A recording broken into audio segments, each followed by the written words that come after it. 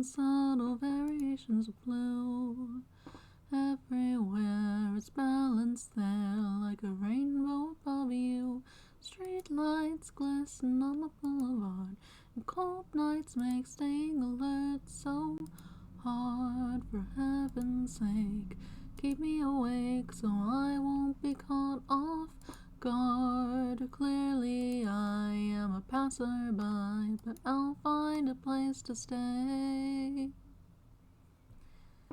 Dear Pacific Day, won't you take me away? Small town, hearts of the new year, brought down by gravity crystal clear. City fog and brave dialogue converge on the frontier. Make haste, I feel your heartbeat with new taste for speed. Out on the street, somewhere there is a humble... That's not it. Somewhere there. I don't remember. It's been a minute since I actually listened to that song. Boulevard surrounds me. The silver sound is all around, and the colors fall like snow. The feeling of letting go, I guess we'll never know. Cheer up and dry your damp eyes, and tell me when it rains. And I'll blend up that rainbow above you and shoot it through your veins. 'Cause your heart has a lack of color, and we should have known that we'd grow up sooner or later, 'cause we wasted all our free time alone.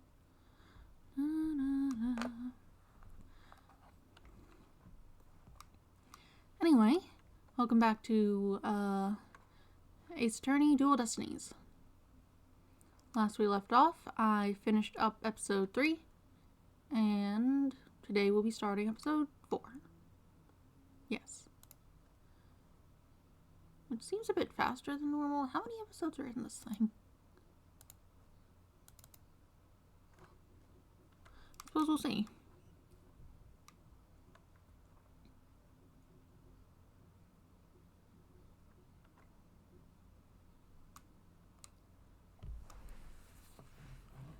Because this is only like, what, the 6th stream I've done of this game?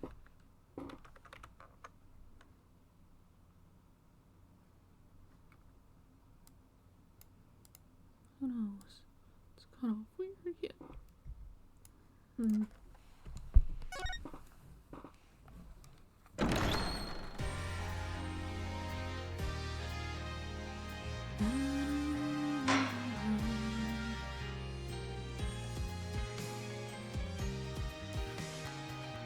Well, apparently it looks like we're jumping directly into the trial, so that's something. I guess maybe this is one of those shorter ones that's just another trial. Like, that one in the 3rd game where you went back and were Mia.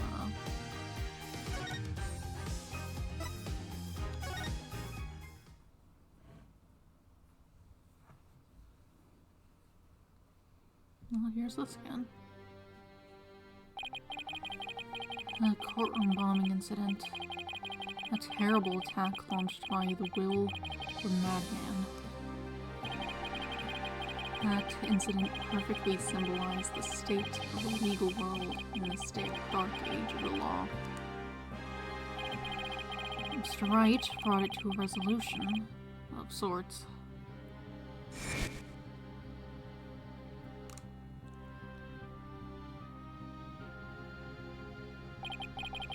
Ted Tonate was discovered to be the one responsible for the bombing.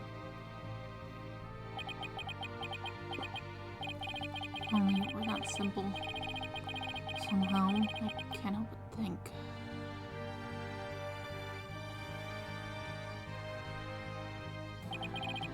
But there's a darker influence at work, one that's lurking in the shadows, waiting. That's why I want to review the trial that was taking place when bombing occurred. After all, I've got more than a few personal stakes in it. Episode 4, The Cosmic Turnabout.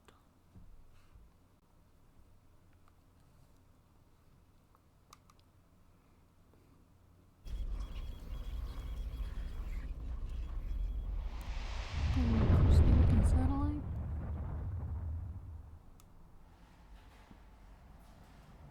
One hour remaining until launch. Please begin your final equipment check. Check complete. Everything's A-okay. We're ready here whenever you are.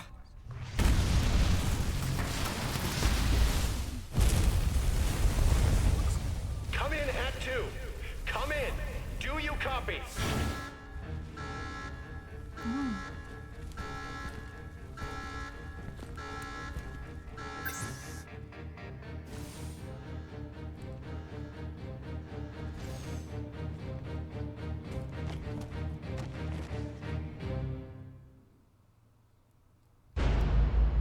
Ouch. I don't think you're supposed to take knives to space.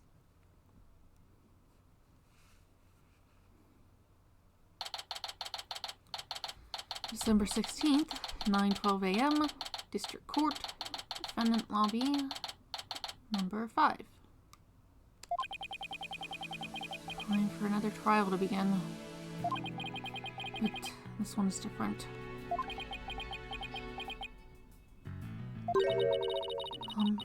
Sorry to bother you, but... Oh, you. Are you alright, Apollo? What was I making a scary face just now? Oh, hi, Juniper. Yes, I'm fine. I was just doing my cords of steel exercises. Now I'm all ready to go. Yes, knowing you, I'm sure you will be just fine. Oh, I brought you a present from my garden. Is this a lotus root?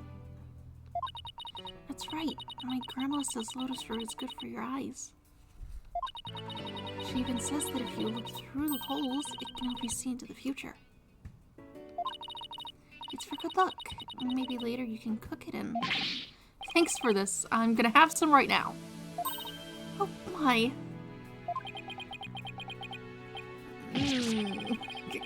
Kinda tough though. You can't eat it raw. Thank you for the enthusiastic try. Oops. If she didn't think me weird before, she will now. I've gotta calm down. Apollo! I'm sorry I'm late. Hi, Athena. Junie, I didn't know you were coming today. Did you come to cheer Apollo on? Oh, I get it. You sly little thing, you. Athena, stop. Quit kidding around, Athena. The trial's about to start any second. Is everything all set? Oh, Apollo, Apollo. When will you ever figure it out? Figure out what?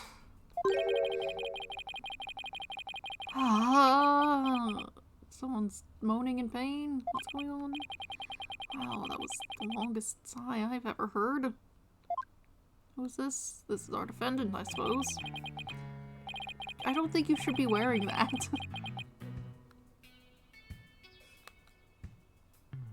I don't think you should be wearing that all the way here. Those things need to be, like, specially kept. Also, I'm pretty sure they're very heavy.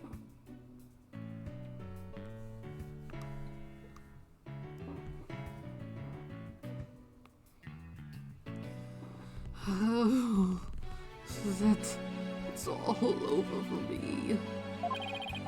You're gonna find me guilty. This is our client, Mr. Solomon Soul Starbuck. He's a very famous astronaut who happens to be an acquaintance of mine. You wouldn't know it right now, but he's usually a very upbeat and driven person. The scene of the crime this time happened to be the Cosmos Space Center.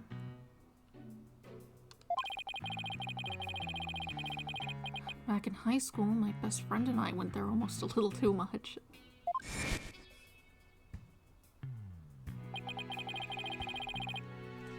But that's where we met Mr. Starbuck. He'd ask about space travel, and he'd launch into story after story with so much passion.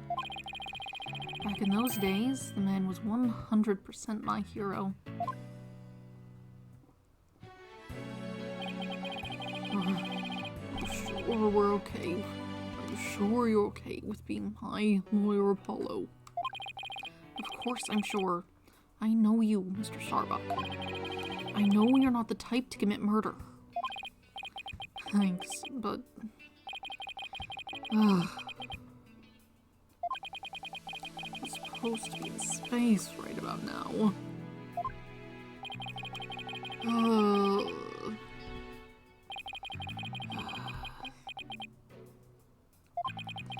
He's so depressed, it almost seems like an act. Launch getting called off must have been a huge shock.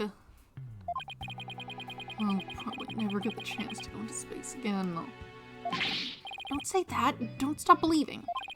Besides, you just have to go into space again. Yeah, I don't think I could face Clay in the afterlife if I just rotted away in a cell. Clay Terran. I can't believe he was murdered. I mean, he was such a promising astronaut under your command. Yeah, he was a good guy. He was there to pick me up when I was down. No one loved life as much as him, that's for sure. He was always so full of energy, telling me, "You're fine, Mr. Starbuck."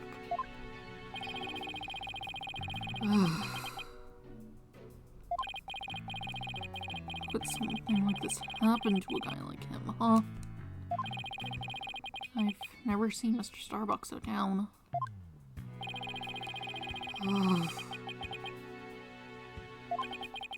Clay's gone and I'm going to prison. Wish I could burn up like a shooting star right now. Mr. Starbuck, you'll be fine. What is it? What's he yelling? I'll get to the bottom of this today. You'll see.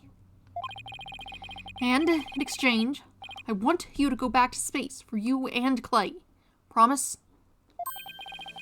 Does that mean you have lots of evidence to prove my innocence? What do I have? An autopsy report. Cause of death, stabbing. The victim was discovered in the third-floor boarding lounge in the main building. Missing a glove. What is that thing?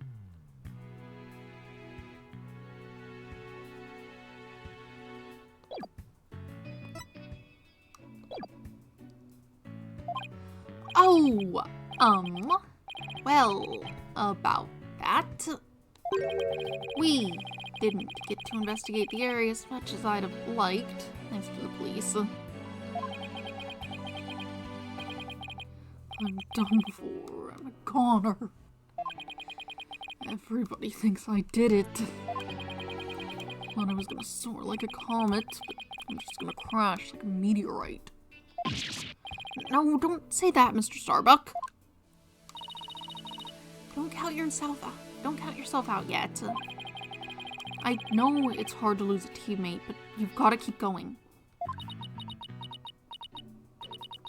And what about you, Apollo? What about me? I was just thinking, wasn't Clay your best friend? We need to focus on the trial right now. Are you all ready to go? Apollo. The trial's about to begin. If the defense would please proceed into the courtroom. Okay, here we go. This is it. This is one trial I can't afford to lose. For Clay's sake and our clients, I will find Clay's killer.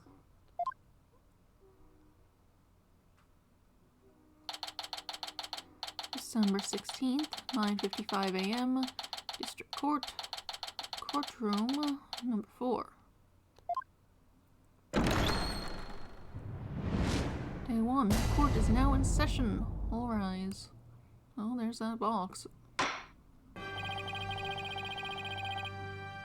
Court is now in session for the trial of Solomon Starbuck. The defense is ready, Your Honor. Okay, so whatever happened to his eye happened in between the last thing we did in this, I suppose. What did you do?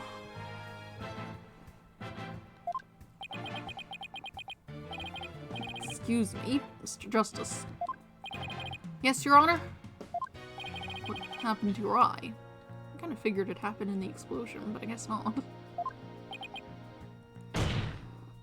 I'm fine. The defense is ready, Your Honor. Are you sure? I don't... I'm fine, Your Honor. The defense is ready. I'm sorry, Your Honor. He's been like this since yesterday. He keeps insisting it's just a sty. I suppose it's something he doesn't want to discuss. Maybe he's entering a touchy age.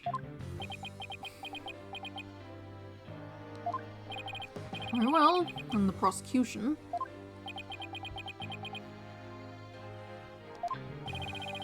Prosecution appears to be ready as well. Silence!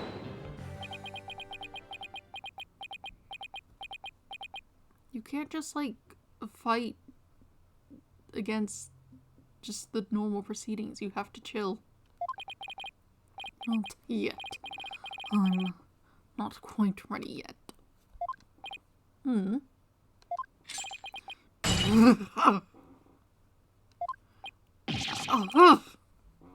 Stop doing that. The prosecution is now ready. Well, didn't take him long this time. What's up with Blackwell? Now, then, I shall give the opening statement.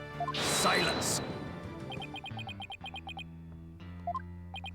I'll do it.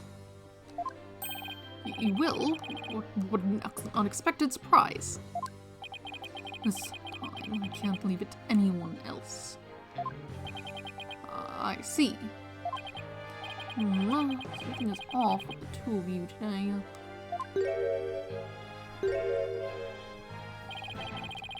Although it seemed different somehow.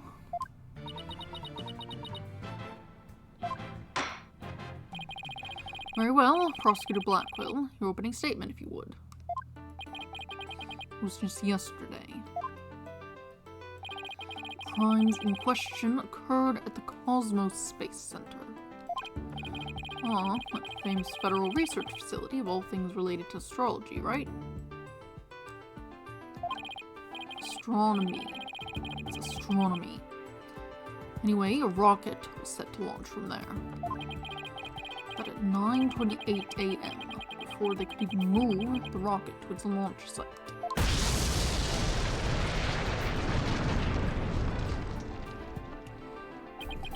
Two explosive devices were detonated and the launch was cancelled.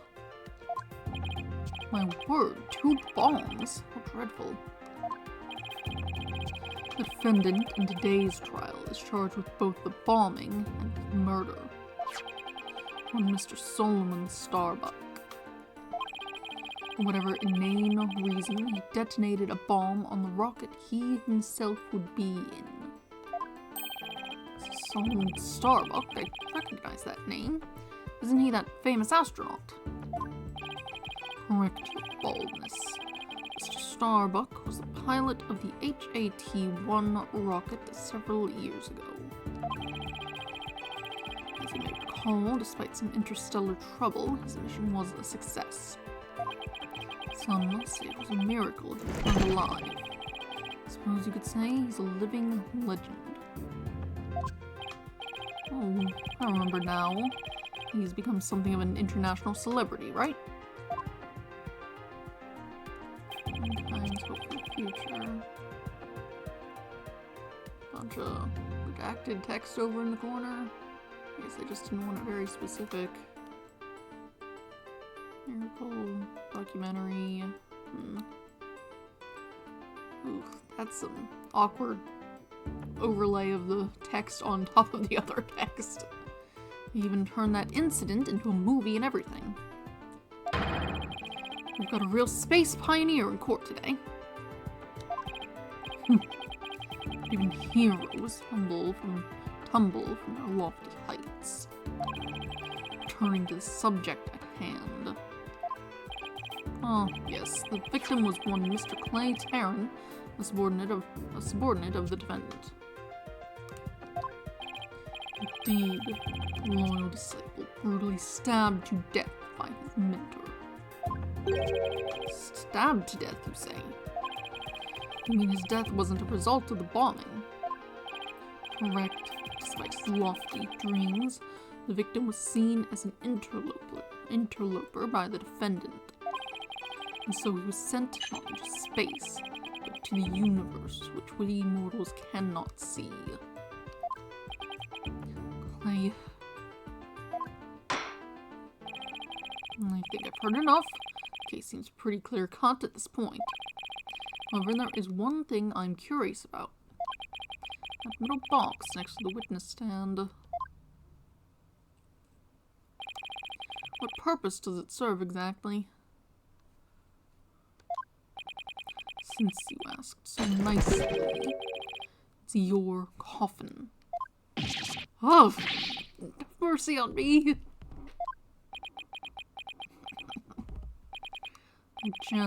It's evidence. Due to its immense size, we have little choice but to lay it where it rests now. We shall get to the contents of the box in due time. Oh, I feel like I just lost 50 years off of my life. Does he even have 50 years left? Inner monologue, Athena. Inner monologue. Enough jabbering. Aye. Bobby Fulbright's the name. In justice we trust. Ah, Detective Fulbright. Very well then, please explain the details of this incident to the court if you would. On it, first take a look at this pamphlet from the Cosmos Space Center. In it, you'll find a diagram outlining the overall layout of the Space Center. Cool. Ah, here we are. For a more detailed look at what's on the left side of this building, take a look at this cross-section that we, the police, have created. Right. See that launch pad and the main building? I feel like your launch pad is too close to your building. I thought those were usually kind of further away, because they shoot out a lot of fire.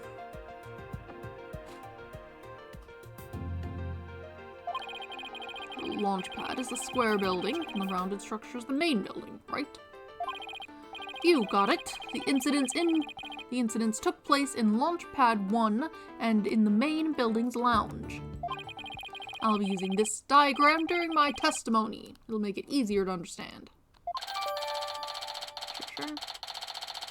Space Center diagram added to the court record.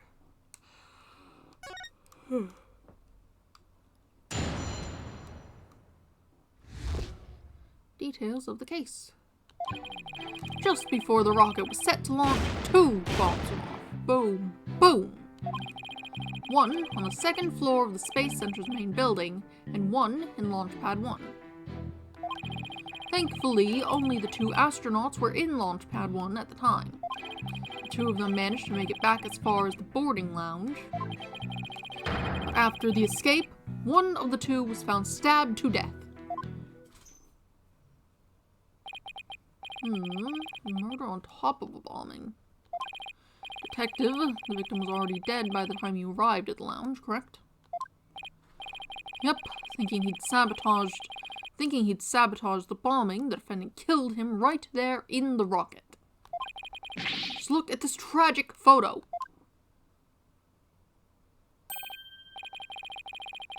Oh my, is that a knife in the victim's chest? It's a very distinctive knife. Yes, Your Honor, it's the knife that cruelly ended this young man's dreams. Oh, looking at the pattern on the picture they've got there, it looks a bit like their actual logo, doesn't it? The picture with the body just kind of looks like chevrons, but this looks closer to their logo.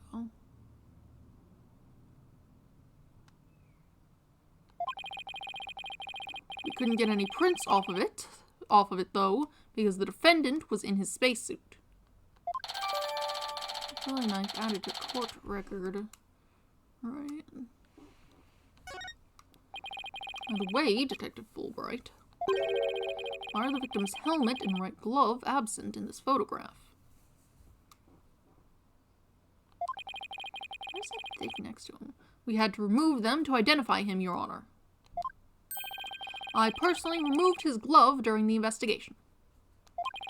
We had to get his fingerprints to confirm his identity, after all. Fair enough. Yes, it would be very difficult to identify him without a face or fingerprints. Now, there's just one more thing I'd like to inquire about. What is this round thing next to the victim in the photo? Something so important to the victim, he took it with him as he escaped the launch pad. A capsule that apparently contains asteroid samples. While obviously valuable for research purposes, it has no relation to this case. I see. So, we know that the bomb in the main building was on the second floor. But where was the bomb that was in Launchpad 1 located? That one was on the rocket itself. It was situated around the central part of the rocket. Apparently, the area around the Launchpad's elevator was a sea of flames. I would like to submit this diagram report into the record. Following report. The explosion sparked a fire on the second floor of the main building in the middle level of the launch pad near the elevator. The trials just started and we're already in a bind. You get used to it. Besides, that's what cross-examination is for, right? What the two astronauts were doing during the bombing. That'll be the key. Right, why were they over there by themselves? Yeah. Details of the case. Just before the rocket was set to launch, 2 bombs went off. Hold it! Alright. How powerful were the explosions? Well, the one in the main building wasn't strong enough to bring the place down. But the room it went off in was burned black. Thankfully, nobody was hurt. Due in large part, of course, to me stepping up to lead the evacuation. You got there pretty early then? Wait, what were you doing there in the first place, Detective Fulbright? Ha ha ha ha! I'm Bobby Fulbright, hero of justice. I'll be there wherever and whenever people need my help. I'll go to the other side of the world, or even the edge of the universe. I'm not sure he knows how far that actually is. But I guess I'll leave that one alone. A deplorable decision, Justice Dono. Huh? What did he decide? Anyway, could you describe what it was like at the Space Center at the time? The bomb cut the power to the central bank of elevators and the third floor lounge. It's pitch black in there, I tell you. However, the security cameras and whatnot were running on emergency backup. And how did the evacuation go? I immediately and heroically whisked people down to the Space Center's basement shelter. Basement shelter? Yes, there's an emergency shelter beneath the Space Center. Emergency shelter, huh? Oh, here it is. It's at the bottom of the diagram. The Space Center's pretty impressive to have its own shelter. Alright. evacuation report at his court record. Bombs went off despite tight security. Police officers and riot police who had been standing by gave the evacuation instructions. Power outage and evacuation seem unrelated to the murder at this point. I guess I'll leave that aside for now. So, there were 2 explosions in total, correct? Yep, that's right. One on the 2nd floor of the Space Center's main building, and one in Launch Pad 1. Hold it! Let me get this straight. Mr. Starbuck rigged a rocket he was going to board with explosives. Huh? What are you talking about? If the defendant really did plant the bomb on his own rocket, he'd get caught in the explosion as well. Oh, I hadn't thought of that. Fine. Simpleton for simpleton. Fool, Wright. The motive. Understood. The defendant actually had astrophobia. Astrophobia? What's that? A fear of space, naturally. Just the thought of space can cause the afflicted to freeze up. And so, in his terror, the defendant found a way to stop the launch at the last minute. I think you need a little more setup for a bomb like that. You can't just do it at the last minute. Also, there are much better ways to not go to space at the last minute. Like, don't show up. Just don't go there. Simply don't. They can't make you.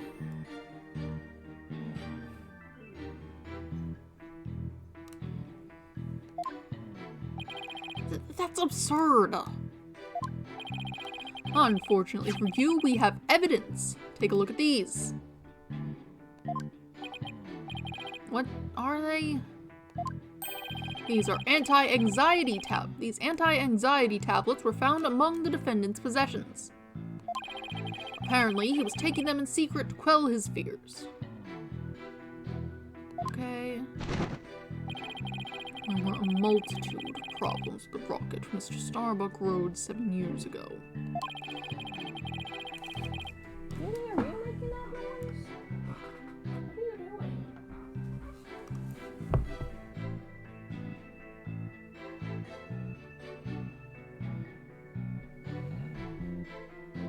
The door is open. You could leave if that's the problem.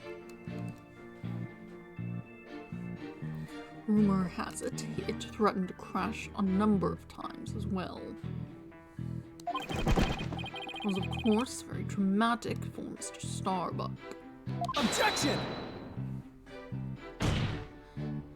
But that doesn't mean he goes so far as to blow up his own ship. Silence! The defendant couldn't bear to mar his good name. How could he? No, not after the media had branded him Sol Starbuck, space pioneer extraordinaire. Given these conditions, the defendant could hardly run away like some base mutt. What? So that's why you think he resorted to the bombing? Naturally, he constructed this act of sabotage in an attempt to blow up the Space Center, which would effectively abort the launch, but spare his reputation.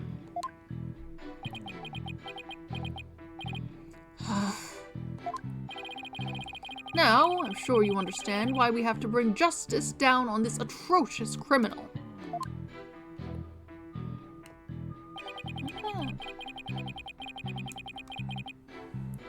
Thankfully, only the 2 astronauts were in Launch Pad 1 at the time. Why? What were they doing? Are you sure it was only the 2 of them? It was just before the spaceship was set to launch, so of course it was only those 2.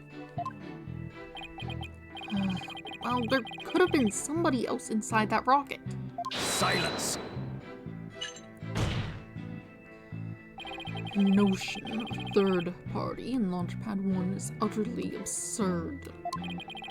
Just enter the area from the lounge. You must pass through a door guarded by a fingerprint recognition device. Allow me to state up front that there are precious few with the clearance to do so. A fingerprint recognition device? It sounds as futuristic and complex as a space center. Actually, it's not as amazing as you think, Your Honor. Take a look at this photo. This is the door in the lounge with a fingerprint lock.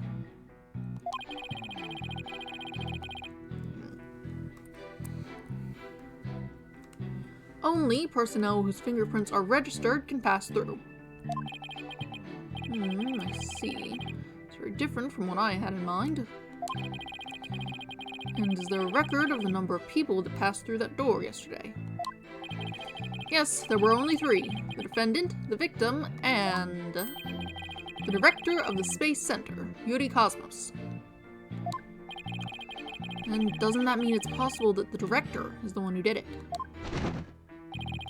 Not a chance. He was in the main building when the bombs exploded at 9:28. Bombs have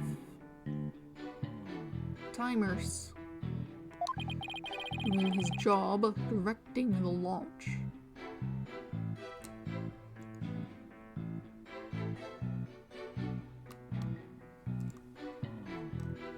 What exactly makes that guy not a suspect?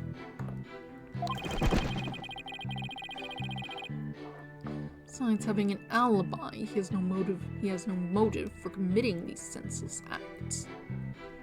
Am I through this door? He has a point. I guess the director can't be considered a suspect then. Had 1 door lock added. Let's see, biometric door lock operated by fingerprint recognition. Only the defendant, the victim, and the Space Center director had access. 2 of them managed to make it back as far as the boarding lounge.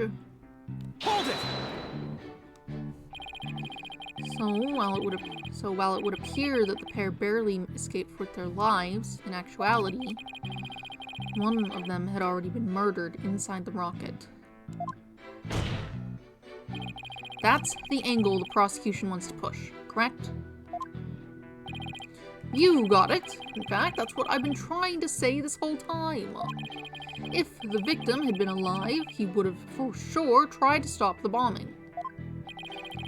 Is there any chance Mr. Tarrant could have been killed before he boarded the rocket? They were both alive and well at the boarding time and embarked under their own power. Their hearts full of hopes and dreams of space. And then both of their hopes and dreams were dashed. If I may continue my explanation, after the evacuation order was given, the defendant made his escape, carrying the victim to make it look like a rescue. But, after their escape, one of the 2 was found stabbed to death. Hold it! And who was the first to find the victim? Actually, there were 2 of them. Space garbage truck in the alley, making noises.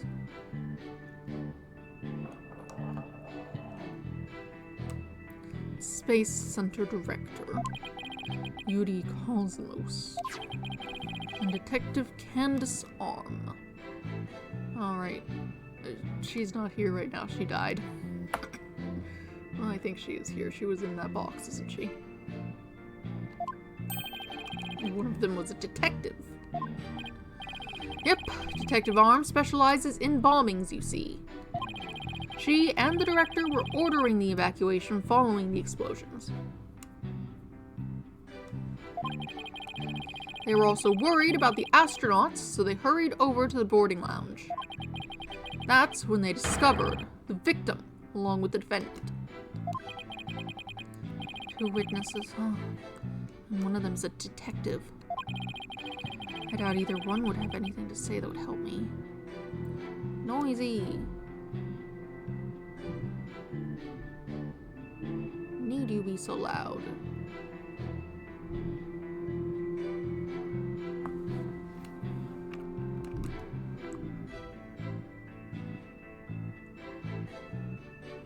Alright. I think that pretty much covers the details of the case. Only the victim and the defendant were on the launch pad when the former was killed. If this is the truth, then only Mr. Starbuck could have carried out this crime. What little I could get out of him only hurt my case.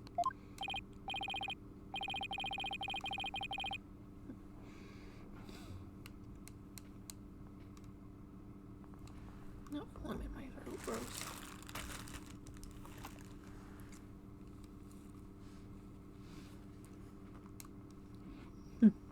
Justice don't know.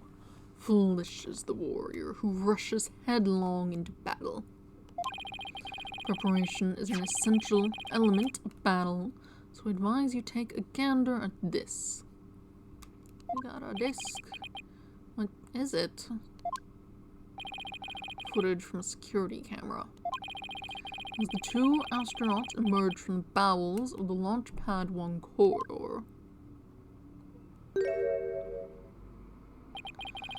The boarding lounge security camera captured their desperate escape. Little too shadowed. Number on the side.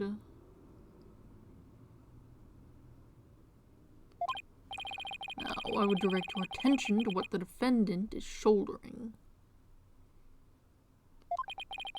Which you can see is none other than the lifeless body of a victim. What the?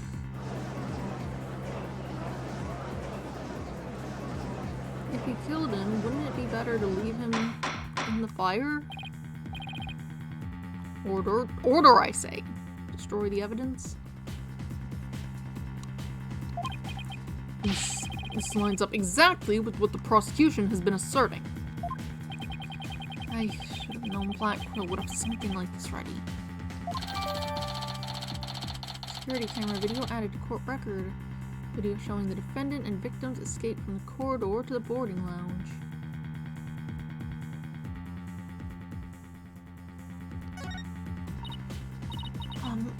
Apollo? How exactly did they determine that Clay was already gone in that footage?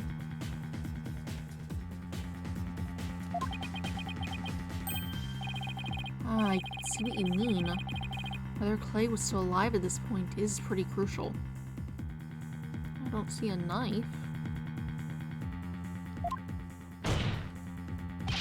Your Honor, please take another look at the footage.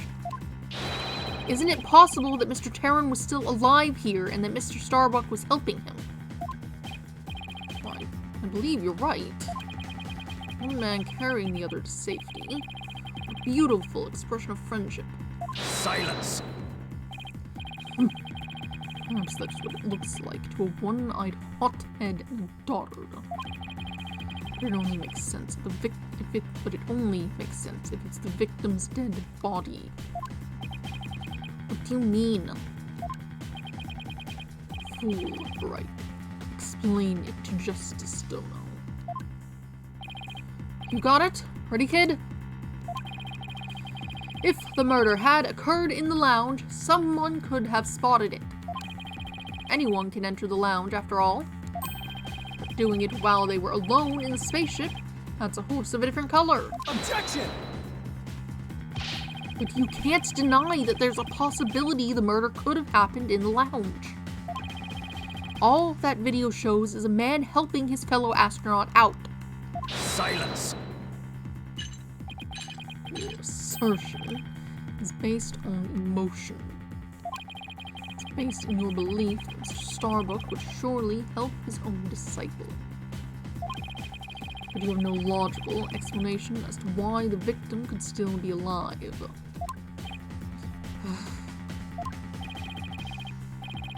Unfortunately, Mr. Justice, the prosecution is right.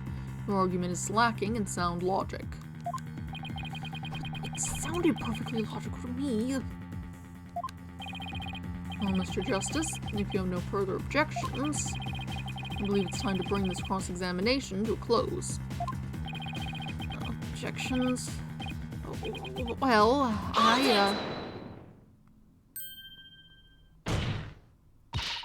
Your Honor, the defense requests a little time to think and regroup. Given the fact, I'm not sure I see the need. What is it, Athena? It's just, there's something that's been bothering me. Which isn't the defense stalling for time, as always. Very well, I'm feeling generous. You may have a small measure of time. Yes! You have 5 seconds. 5 seconds? After that, I declare this cross-examination to be closed, and a verdict to be rendered. Baldness, raise your gavel high. It's time for a countdown. Oh! Ready. I don't have time! Spit it out, Athena! Only 3 more seconds. Look! I don't think the prosecution's explanation is very complete. Meaning? Meaning there's something missing. Like, they conveniently left it unexplained. Something they didn't explain. Something they didn't explain. You're right. I think I know what you're talking about. Your 5 seconds are up, Mr. Justice. Is there anything about the prosecution's argument that you'd like to rebut? Yes, Your Honor. Actually, there is. There is something the prosecution has yet to make clear to this court. Well, if you put it that way. What is it that the prosecution has failed to explain? Why moving the body? They explain the motive.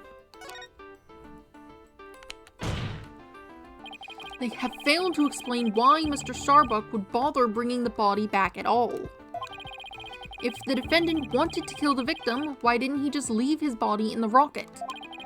Why go through the trouble of bringing him all the way back to the boarding lounge? Oh, it's true. I don't think we've heard the prosecution's thoughts on that yet. That's because they have none, Your Honor. After all, how does one explain something so illogical?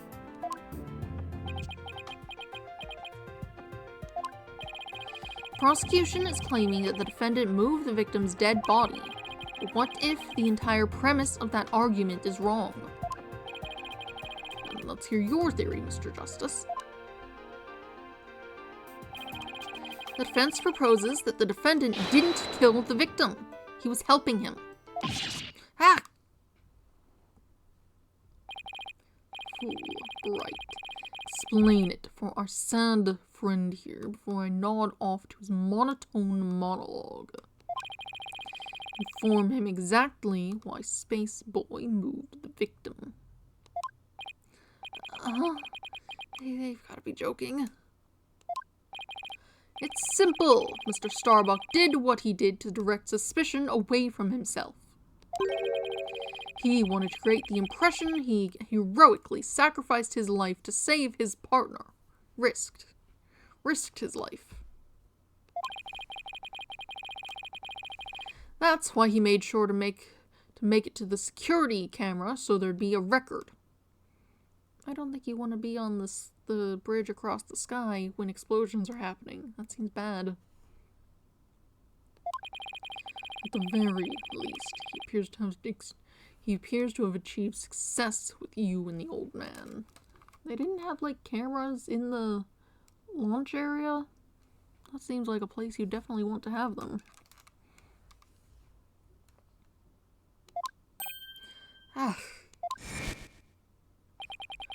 One man carrying the other to safety. What a beautiful expression of friendship.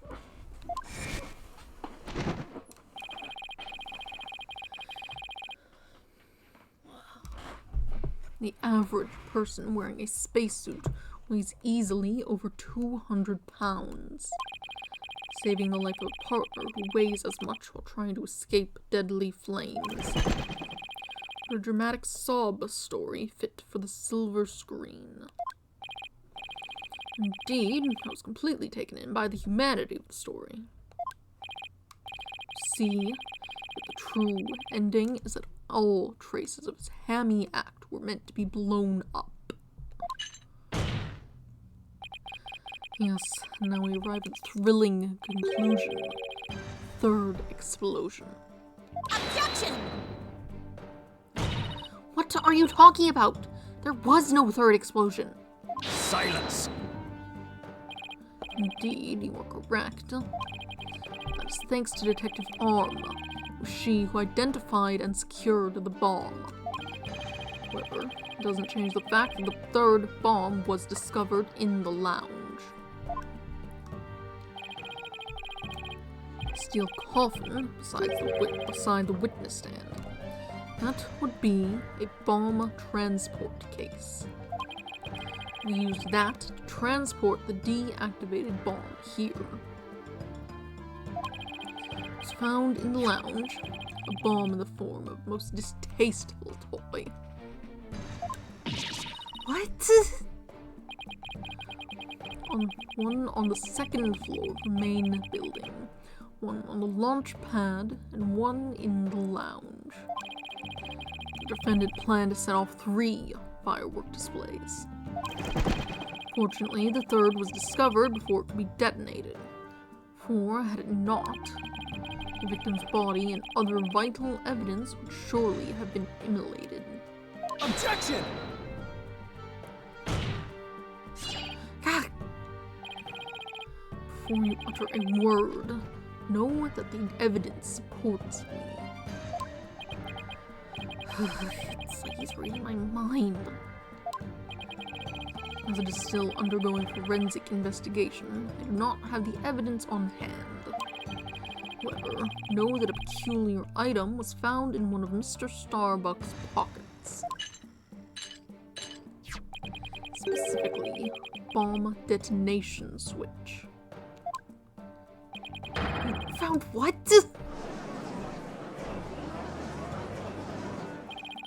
I suspect the defendant had no time to destroy such damning evidence. When the Space Center director and Detective Arm stumbled across the murder, he thought to hide it in his pocket, feeble-brained that he is.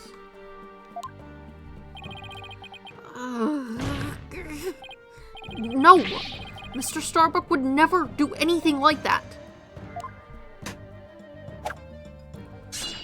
Oh.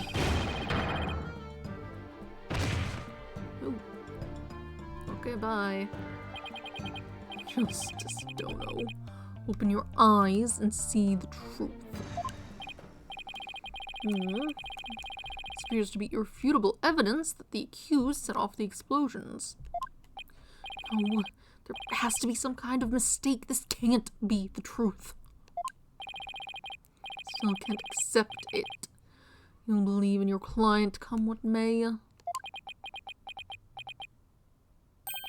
why don't you cross-examine the defendant himself? This has got to be a trap. It's like Blackwell's controlling the entire game. Yeah, it seemed like he was waiting for me to bring up the body moving issue. Why do you say that? Because he had just the right argument when I pointed it out.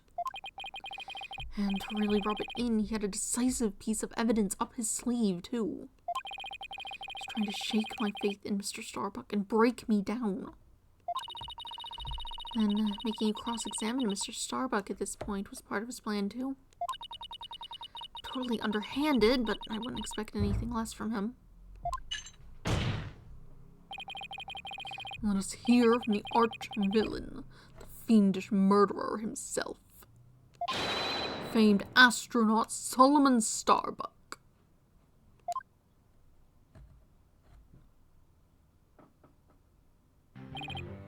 Witness, your name and occupation, please. Oh, Starbuck. Astronaut.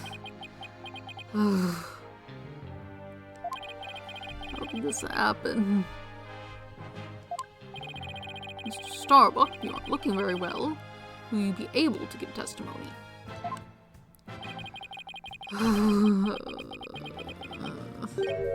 No. Well, unfortunately, no is not an option. You are being accused of the Space Center bombing and the murder of Clay Terran. Please testify to these allegations. Mind if I take the suit off? It's getting really heavy. Silence! It's not the weight of the suit that you feel, but of your sins. That's cool. I think he should maybe not have that suit on. He shouldn't have come to here with it on. He should have taken it off, and you can use it for your evidence and whatever, get forensics on it, and he should wear normal clothes. Give him, like, a track jacket or something. I don't care.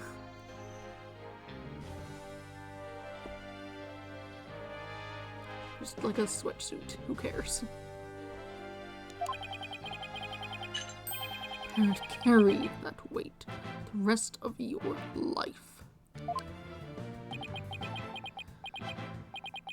Banish me alone. I don't care anymore.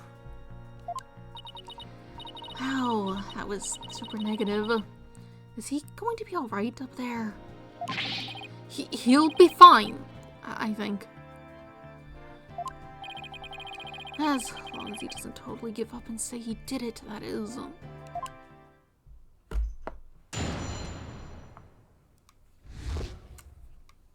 I didn't kill him. All I did was support Clay over my shoulder. All I did was support Clay over my shoulder and get us out of the rocket. Like always, I took the elevator down to the middle level and headed to the corridor. You can't do that. There's a sea of flames there.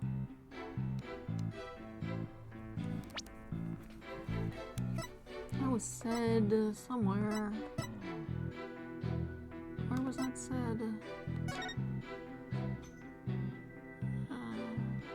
Power outage. The affected areas remain dark. Security system on emergency power.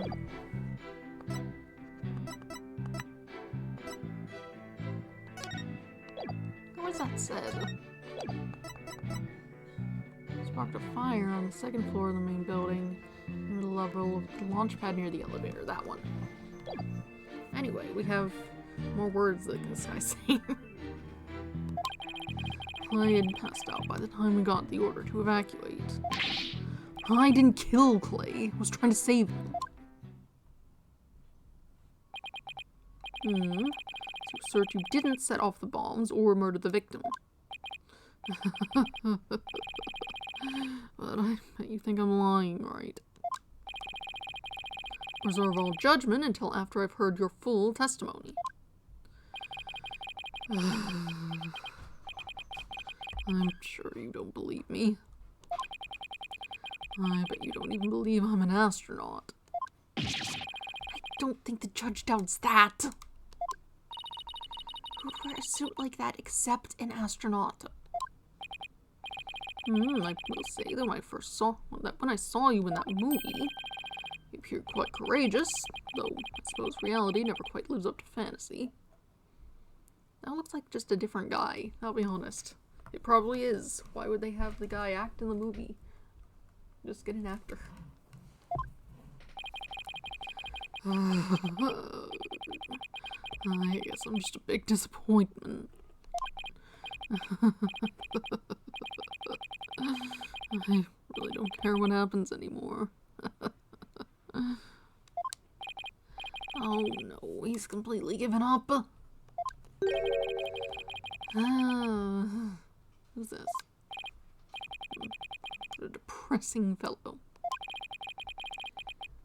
If you were to join me in the clink, I imagine that annoying sighing of yours would rub off on the other inmates. Like how it rubbed off on Prosecutor Blackquill a second ago. Oh, that was Blackquill sighing? Mr. Starbuck's testimony contains a glaring contradiction. The question is, what does it mean? Even if Mr. Starbuck is my client, I can't be gun-shy now. It's time to find out the truth.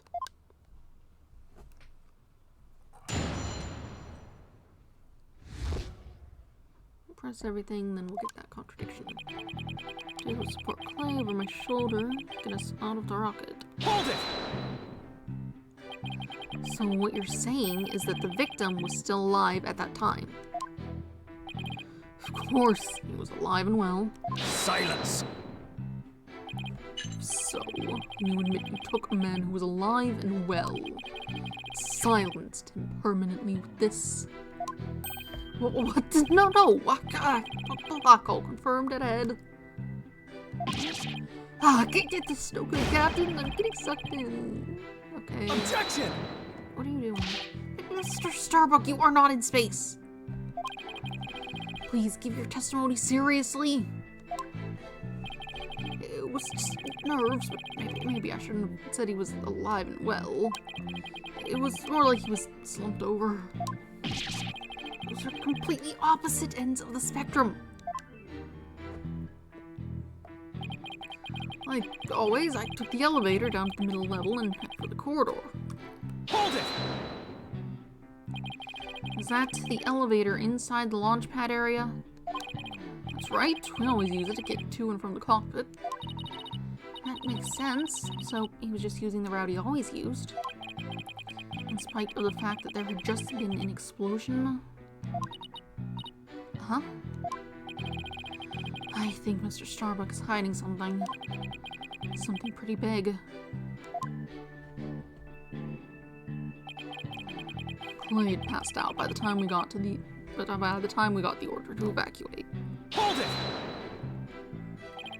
Passed out? Why was he passed out? Probably because of the explosion. The noise and vibration were incredible.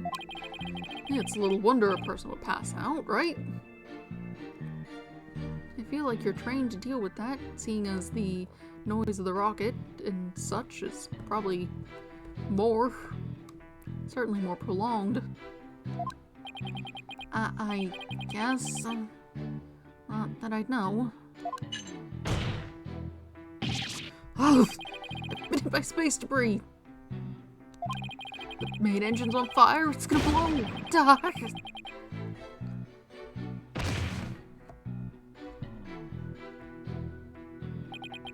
Yes, I see. I guess it does make sense that someone would pass out. Especially if the person in question is Mr. Starbuck. Anyway. I didn't kill Clay. I was trying to save him. Hold it! Don't worry. I understand. I'll make sure everything turns out alright. Everyone's glaring at me like I did it. Apollo, you have to reassure him better than that. How am I supposed to do that? Try to imagine how he's feeling and use that to figure out how to boost his confidence. And Mr. Starbuck, think back to what Clay used to always say. It's times like these when he would repeat, "I'm fine," to himself. I'm fine? Yeah, I guess he did say that a lot.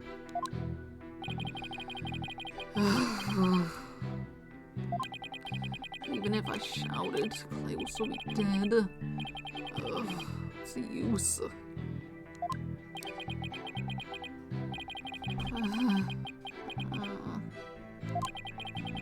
Somebody please reassure me now. Apollo, there's something strange about Mr. Starbuck's testimony. Yeah, I was thinking the same thing. It's a glaring contradiction. Just wonder why it's there and what it means for our case. Well, it doesn't look like he's lying, at least. Guess I'll have to show some evidence.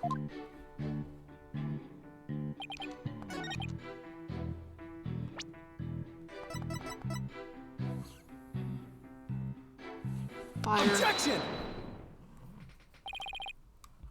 Mr. Starbuck, I need your testimony to be as accurate as possible.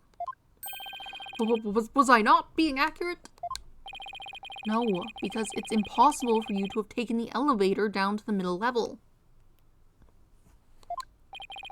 What makes you say that, Mr. Justice? Please recall where the bomb went off in Launchpad 1. Also recall that after the explosion, the middle level elevator was engulfed in flames. Oh, you're right, which means... Exactly. The launch pad's elevator would have been unusable. In other words, Mr. Starbuck, your statement is decidedly inconsistent with the facts. Where'd you get that? What's at the helmet? Oh, Mission Command, do you read me? Come in, please. Objection! This is Mission Command.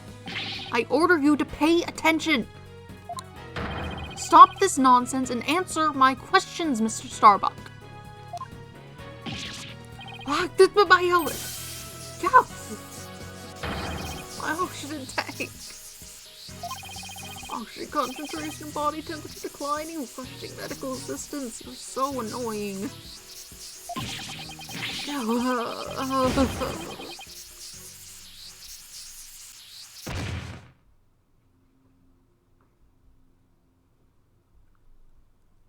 Okay, bye. Mr. Starbuck, we are not in space right now. Where?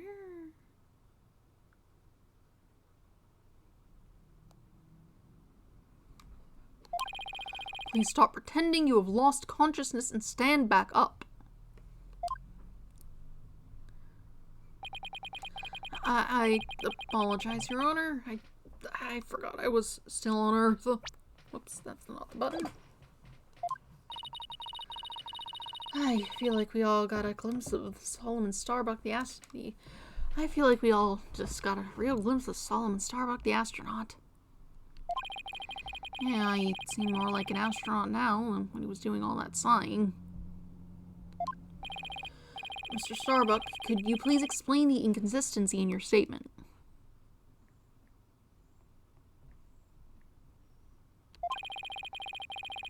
About how you use the middle elevator? I'm doing something. Hold on a second.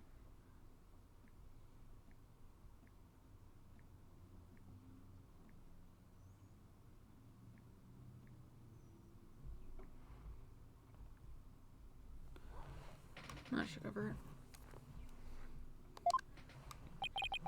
it. I was nervous and said the wrong thing. I'm sorry. I actually, took a different route, I think. A different route, you think.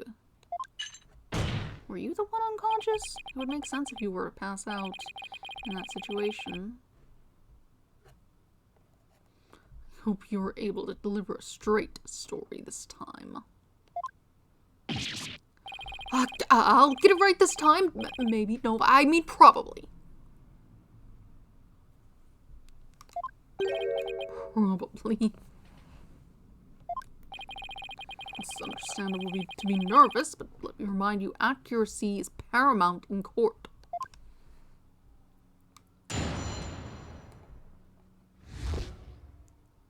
My escape route. Let's see, my escape route, I said before, was a mistake. I remember now, I took a different route. Maybe, probably. With the capsule and clay in my arms, I made my way down from the upper level. So you're saying you escaped without using the elevator? Or your arms? That's right, there's a ladder that spans the upper and middle levels. I used that ladder to get to the middle level. Luckily the fire hadn't reached the ladder, so we could make our escape that way. And the capsule you mentioned, I suppose that you mean that thing next to Mr. Taryn there. Here. Was the capsule that important that you risk your life to take it with you? It almost goes without saying, but yeah, that capsule contains asteroid samples. Therefore, it's invaluable as research material. Why was it over there? Why would you take it to space? Surely you could research it better on Earth.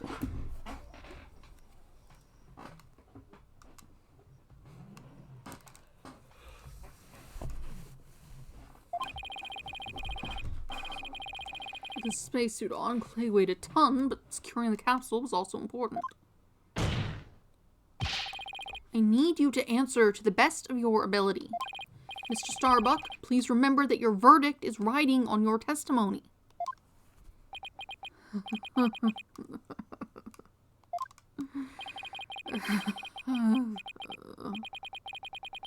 Maybe I am guilty after all. I wonder if you can see the stars in prison. It's more comfortable than a spaceship.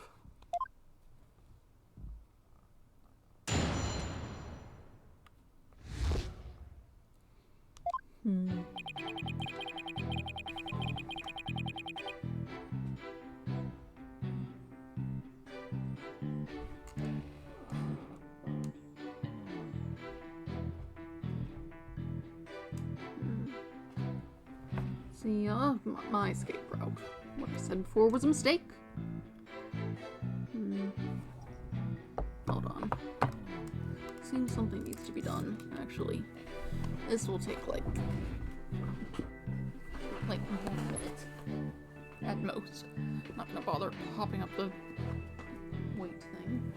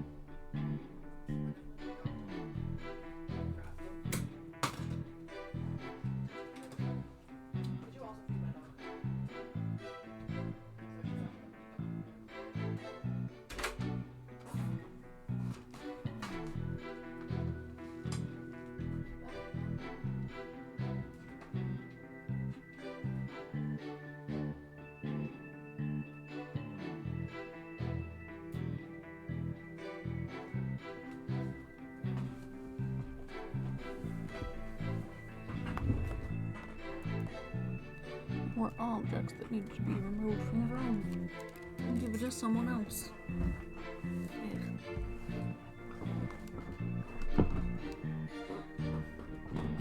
Handled.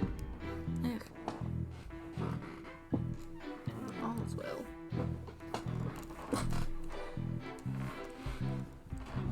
Alright. All is well? Yes. Let's see, escape route. What I said before was a mistake. Hold it! How could you mistake such a basic fact?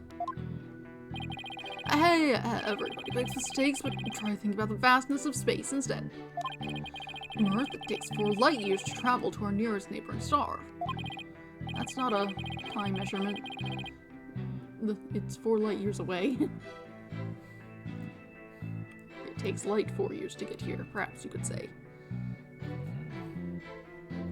So you see, compared to the vast expanse of space, human error is insignificant. I wish he'd consider it just a little more significant than 0. Enough jabbering. Get on with your testimony.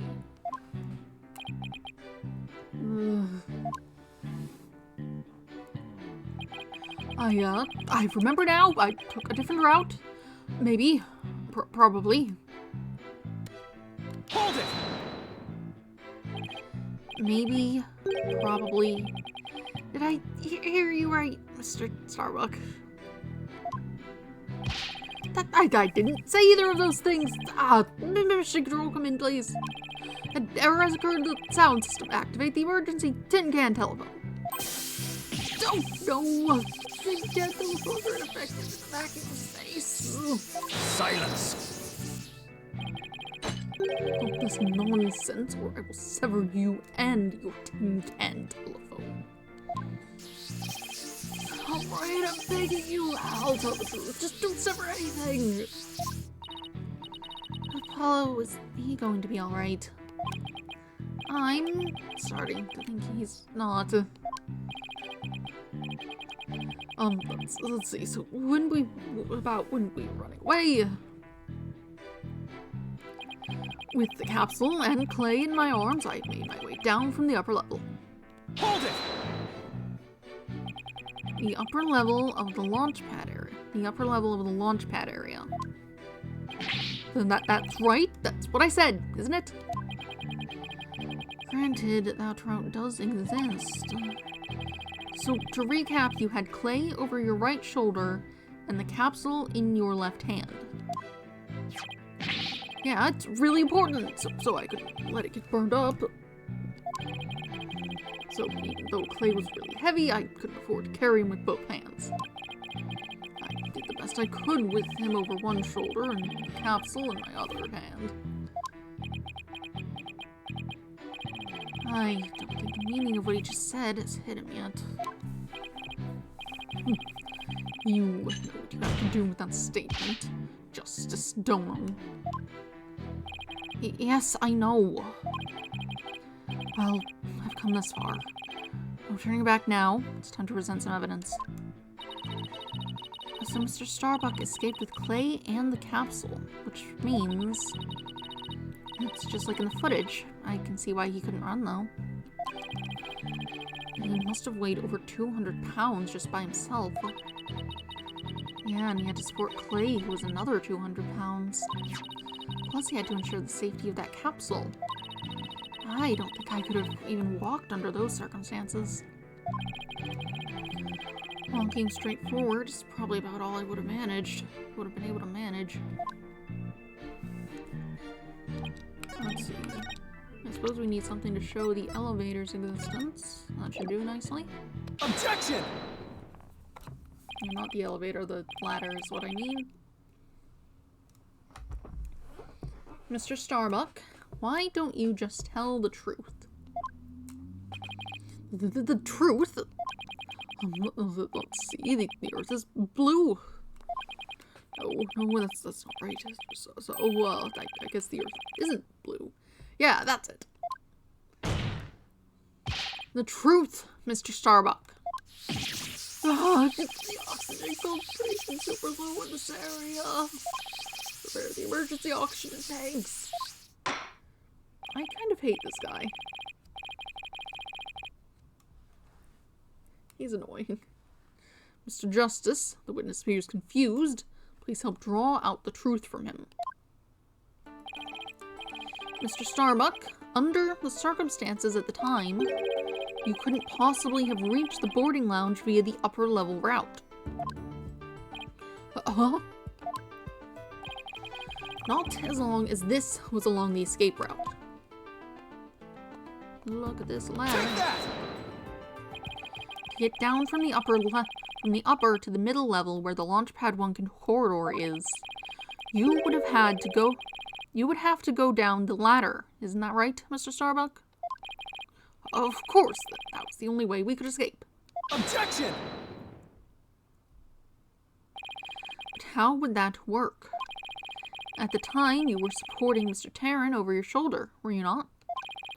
And remember, he was in full space gear as well, putting him at over 200 pounds. Well, it's easy on the moon. Gravity's only 1/6 of what it is on Earth. Objection! We're not on the moon. But the space center is located on Earth. Short of being an octopus, climbing a ladder with an adult male in space gear in one arm while carrying the capsule in your other is impossible, wouldn't you say? Oh. So, Mr. Starbuck, How exactly did you climb down that ladder with your arms full? Ah, Mr. Starbuck, come clean and tell us the truth. Now. Engineer, engineer. Oxygen leak detected due to faulty maintenance. Evacuate immediately. Okay, bye. He's flying the coop. Now you're going up. Help! I'm caught on the ceiling. Help! Anyone. Bailiff, prepare the cherry picker. We must launch our rescue mission at once. Why do you have one of those? Well, that's one way to take off while being questioned. I'd rather prove his innocence so he can go to space someday for real. Space again someday for real. I don't know that he should be going to space. He seems, scatterbrained. A bit of a disaster.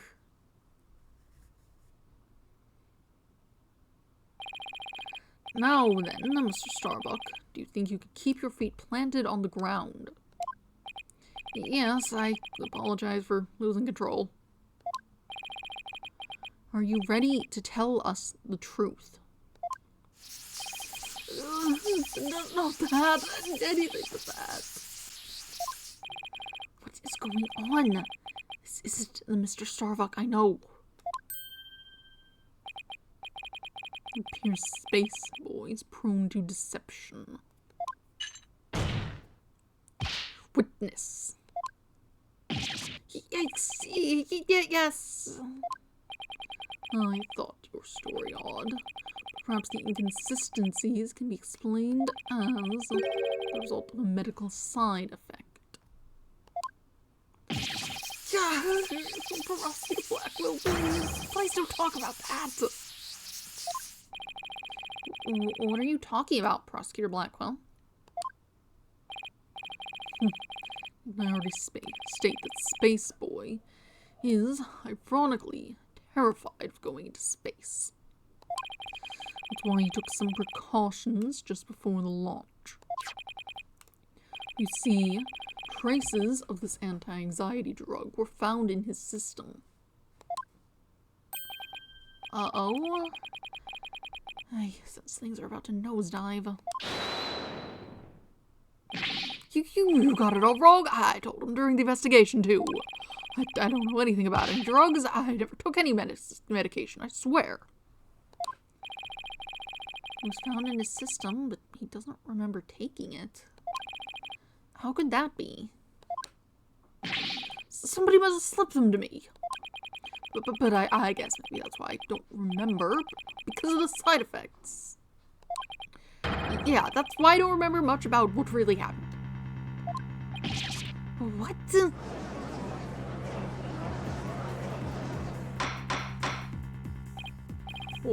Order in the court. We can't get any useful testimony out of him if he doesn't remember anything. I think he just passed out. You've got them switched up. Unfortunately, their suits are about the same, so not sure we can get anything like that out of the picture. Where's the picture? Oh, it's this one.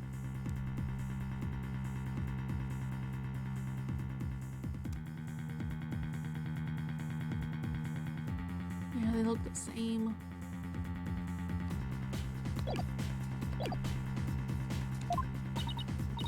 Well, this certainly explains why his testimony kept changing.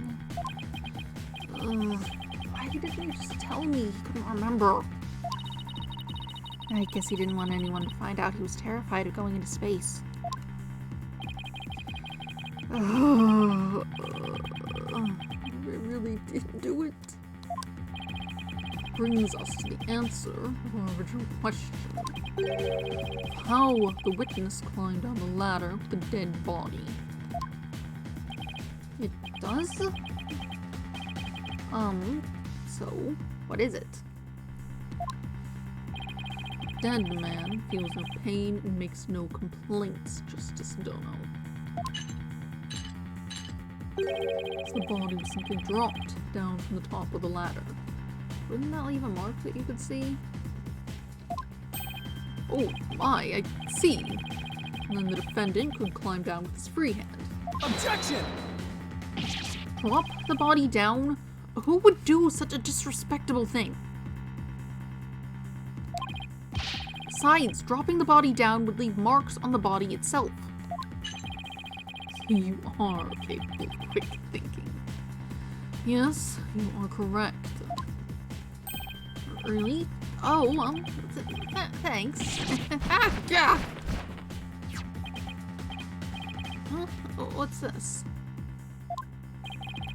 It's the oxygen tank from the victim's spacesuit. It's ruptured. I'm sure you can figure out why. You can't be implying it ruptured when the defendant dropped the victim's body. I am. But they fracture easily when struck. That seems like a problem. That seems like a design flaw that you don't want. Objection! Even if that's true, the tank's explosion and shrapnel would leave its mark on the body. Yet, according to the autopsy report, only the knife wound was found on the victim's body. You're clearly grasping at straws with this line of reasoning. Silence! Spacesuit isn't heavy for the sake of being heavy, Justice Stono. It includes the latest technological devices and is made of the fabric of tomorrow. This fabric is made to protect astronauts from the dangers of space. Sparks falling a few Earth yards would hardly leave a mark on the wearer. Objection! Then shouldn't it be impossible to stab someone through it as well? It should. Yet through sheer coincidence, the knife slipped through a weak spot in the suit structure and found its way to the target. What are the chances? You forget that our killer is an astronaut himself, with knowledge of how the suits work. You've got me there. Now my argument has been proven. Space Boy killed the victim in the rocket and then dropped his body from the upper level. After climbing down, he shouldered the body and made sure the camera recorded them. There's no room for debate about these facts. It's clear that Solomon Starbuck is the only one who could have killed Clay Terran.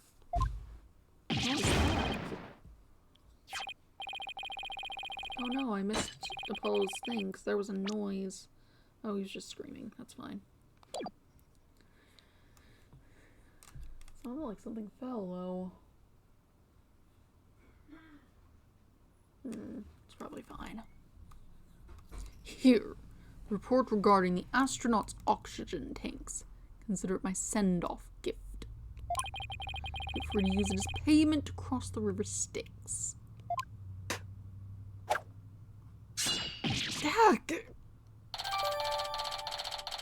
Who is just letting you have whatever the hell it is you have? It seems like you're throwing something. Throwing knives, I suppose, perhaps. Oxygen tank data. The victim's tank was ruptured with 0% left. The defendant's had 80%. Remaining oxygen is displayed on the left shoulder. Okay, we can use that. Because the one, when they got in, had 50.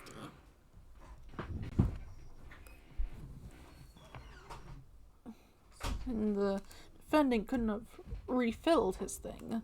So that checks out with what I had been saying, that the defendant was the guy who passed out. Still doesn't handle how he got down there, but maybe they just dropped him while he was unconscious. Maybe they just did that. But then his tank might have broken. Whatever. Still. Hey, this report is pretty detailed. The display on the display on the astronaut's left shoulder shows the oxygen remaining. After the incident, the victim's tank was ruptured and the remaining oxygen was 0. The tank belonging to Starbuck, who claims to have carried the victim, said it was 80% full. Tanks were functioning properly at the time.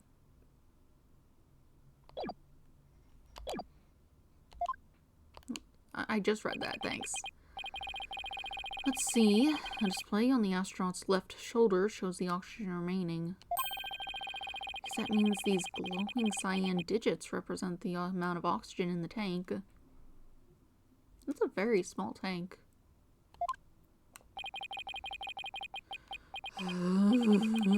Done for.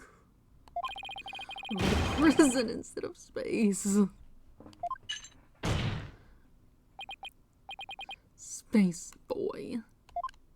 Yes. Heart, jeweled at night sky, still beautiful even when viewed through bars. You mean the stars as seen from prison? That's right. Your cell will be your spaceship. Picture the view through the iron bars. It's like being an astronaut in your own craft for all time. That's not a half bad thought. Mr. Starbuck. Prosecutor Black Quill got to him good. Spaceship prison cell. Fly me, my guilt, and my despair into the deepest and darkest space. And then, let's get sucked into a black hole together. Objection! Mr. Starbuck, you can't give up hope. Oh, yes, Apollo. You know, Clay really looked up to you. He said you are an incredible man. He said you'd never give up on your dreams and passion for space, no matter the situation. He said that. So don't give up now and help me prove your innocence. For the sake of the man who respected you and believed in you, Clay Tarrant. For Clay. You're wasting your breath. Alright.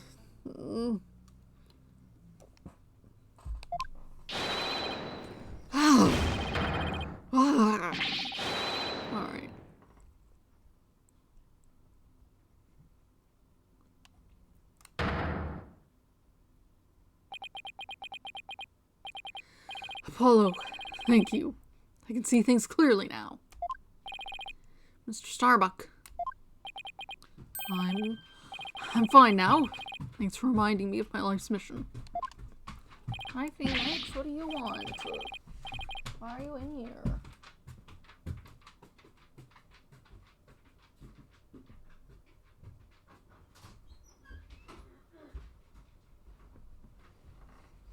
The dog came in, and now he's left. Right. We'll both be fine. I'll prove you're innocent. You'll see. And after that, we'll get you back into space. Ignited the booster rockets of my soul. I'm on fire. I am a Solomon Starbuck, astronaut, a cosmic hero chosen by the universe itself. This is no time to be whimpering and crying. I can't let you and Clay down. Dash. The sun, the moon, all of space is calling me. Solomon Soul Starbuck. Ready for launch. Begin the countdown. 5, 4, 3, 2, 1. Lift off. Okay, what are you doing?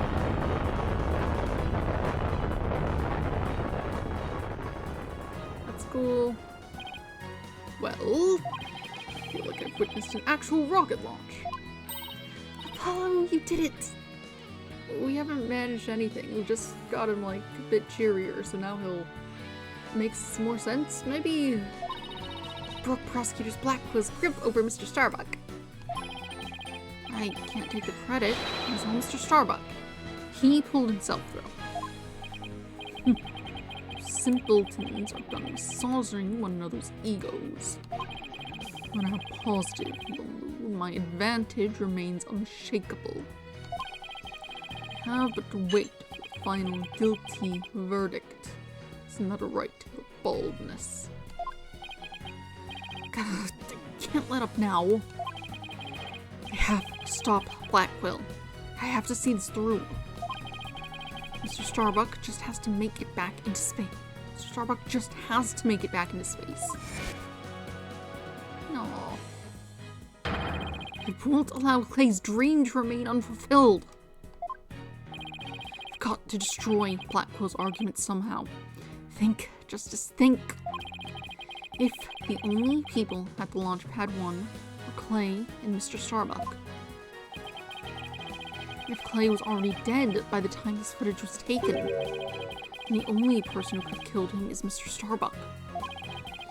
So the only way to counter Blackwell's argument is if I can prove that Clay was still alive when they arrived at the boarding lounge. In which case, I should be able to find some contradiction in the evidence itself. Now, let's see about this data we just received. This supposedly proves that Mr. Starbuck dropped Clay's body in Launchpad 1. If I'm going to prove that false, then there must be something I can use here. Enough of this farce, your boldness. Let's have your verdict.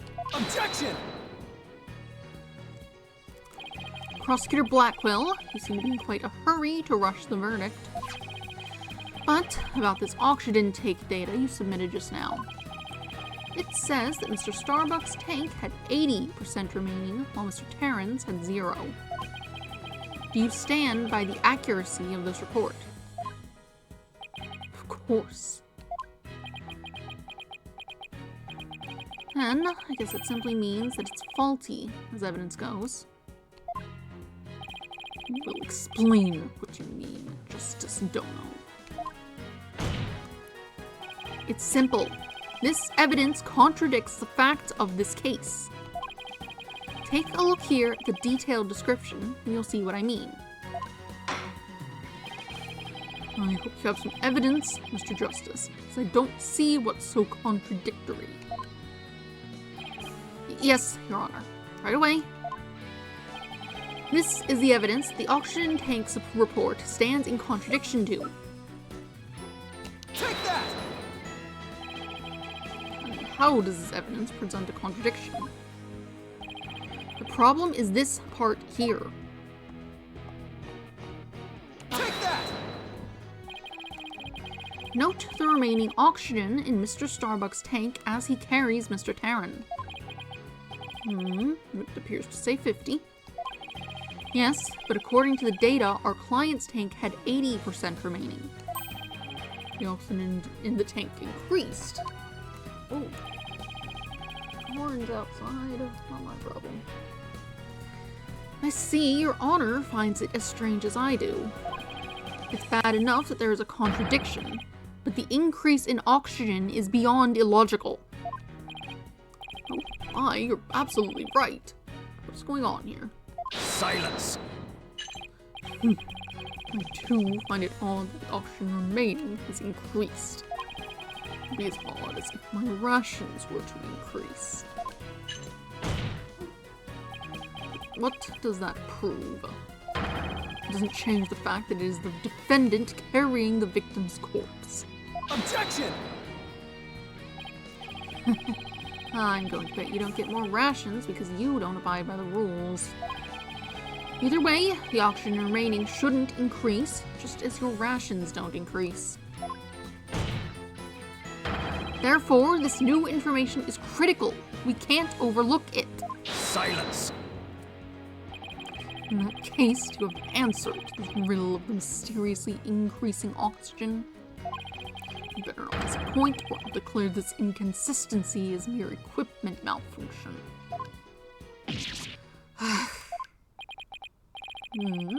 Prosecutor Blackwell does have a point. I suppose it could be a simple malfunction. Mr. Justice, if you cannot provide an adequate counter-argument to this point, I'm afraid I must bring this trial to an end. So do you think you can explain why the remaining oxygen levels increased? Of course I can! The thing to do at a time like this is turn my thinking around. I figured this out a while ago. Mr. Starbuck has no memory of it, but he claims to have carried clay. So this man with the 50% on his tank, with the 50 on his tank, ought to be Mr. Starbuck. But if anything, the display on his oxygen tank should have shown 80. This is a clear contradiction between the report and the security footage. Oh, it's just really darkened the background. I was like, there's something there. It's just, it hasn't put a full, black background. It's just really darkened the background. That's odd. You can still see some of the stuff. This is a clear contradiction between the report and the security footage. So what I should be asking is not why did the oxygen level increase, but what had to have happened to make it look like it increased. Am I making some kind of mistake in my base assumptions here? Well, Mr. Justice, we're waiting. Yes, Your Honor. I'm ready to answer. This is why the remaining oxygen appears to have increased.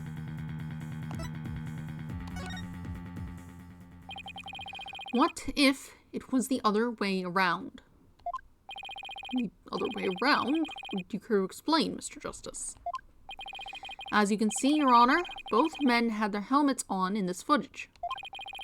But it turns out, this is where our base assumptions went astray. We assumed that it was Mr. Starbuck helping Mr. Tarrant, but it was the other way around. It wasn't Mr. Starbuck helping Mr. Tarrant at all.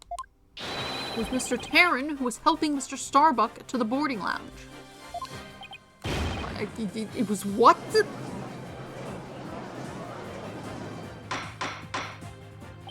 Order! Mr. Justice! You mean to tell me that the person on the right in this image is the victim, Clay Tarrant? It's the only way the riddle of the increasing oxygen level can be solved, Your Honor. At this point in time, the remaining oxygen in the victim's tank was at about 50%. When the victim was found in the boarding lounge, his tank was at 0%. That's right, there's nothing contradictory about the oxygen level decreasing. This means Mr. Tarrant was alive as they made their escape to the lounge. Silence! Short your memory is. Have you forgotten what you yourself proposed? Even if the victim was alive at this point in time. How did he descend the ladder with his arms full? Objection! Prosecutor Blackwell, you can't hurt me with a broken blade. Excuse me. It's true that we don't know how they got down the ladder. I suppose that matter needs further investigating. But we have proven that Mr. Tarrant was alive when he reached the boarding lounge. This fact alone shatters your claims and opens up the possibility that the victim could have been killed by a third party. There were two people who claimed to be the first on the scene. But can we truly trust their statements? Let's see, the two people were Detective Candace Arm and Yuri Cosmos, right? You think that one of them might have given a false statement to the police? Yes, it's certainly possible. We might have to do a little more digging. seems we'll have to hear the testimony of these first two people on the scene. Score. When you think of it, Detective Arm should be here in court right now. Bailiff, could you please show Detective Arm to the stand? We can't find her. She died. You're not helping. I have an announcement, everyone. What's the meaning of this? We're in the middle of a trial here. Please remain calm and listen carefully. Someone has reactivated the bomb. The bomb was defused, but it's about to explode. I guess you're panicked. Oh no, I killed her. They want to find her. That's a problem for me. And then this whole thing never got sorted out, I suppose.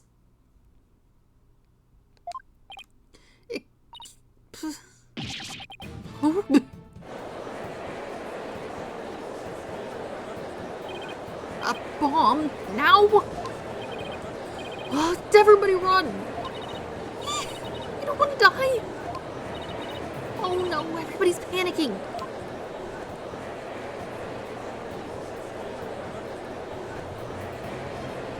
Silence! Endless choose the death wish, the lot of you. Calm yourselves for all else. Come on, Apollo, let's get out of here. But what about Mr. Starbuck's dream? And who'll carry out Clay's final wish? We can start the trial back up later.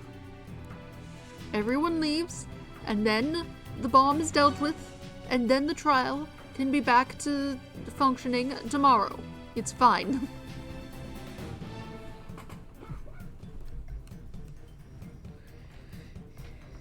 It's not as though everyone leaving will get him declared guilty either. I don't care what happens to me. I'm not letting some bomb blow the truth up forever. I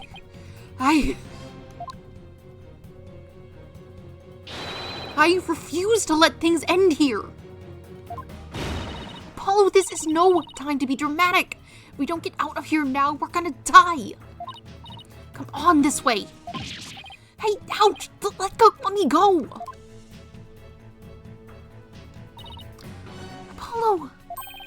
Juniper? She hasn't evacuated yet? Juniper! Are you alright? Apollo, no! Not that way! Ah!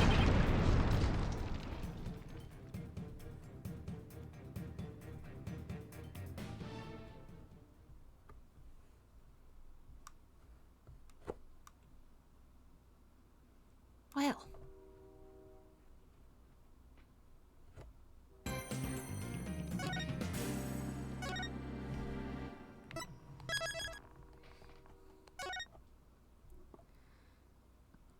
Are you going to do some investigation? I mean, the very next day we had a whole other trial going on. Oh well.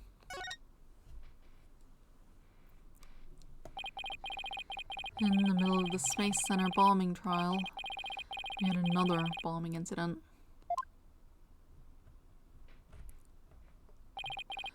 This one destroyed courtroom number 4. Furthermore, Apollo suffered massive injuries from being there when the bomb went off.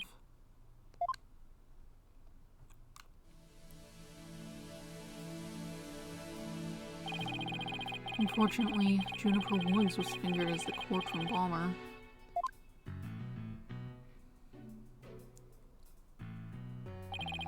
Athena and I knew she had to be innocent, so we took her case on.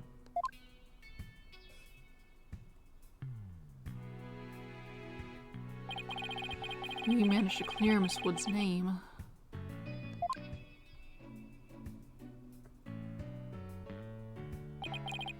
But Apollo sustained further injuries when he was attacked by Ted Tomate.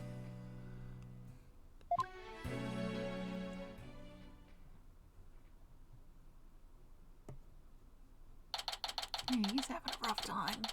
And then he left. He went somewhere else. December 19th, 3:21 p.m. Wright Anything Agency. Apollo is a tough guy, but this is taking its toll on him. Yeah, poor guy being attacked by Tonate on that on top of all his other injuries. Apollo's resting at the nearby Hickfield Clinic. I've had some experience with that place myself. An awful turn of events. I never thought he'd land in a hospital of all places.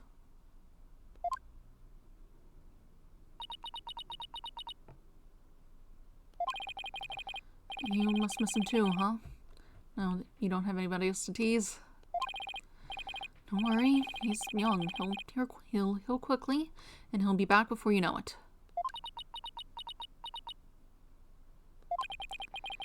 It's been a while since I last saw Truce. He looked so down. We won the court case, yet nobody feels much like celebrating.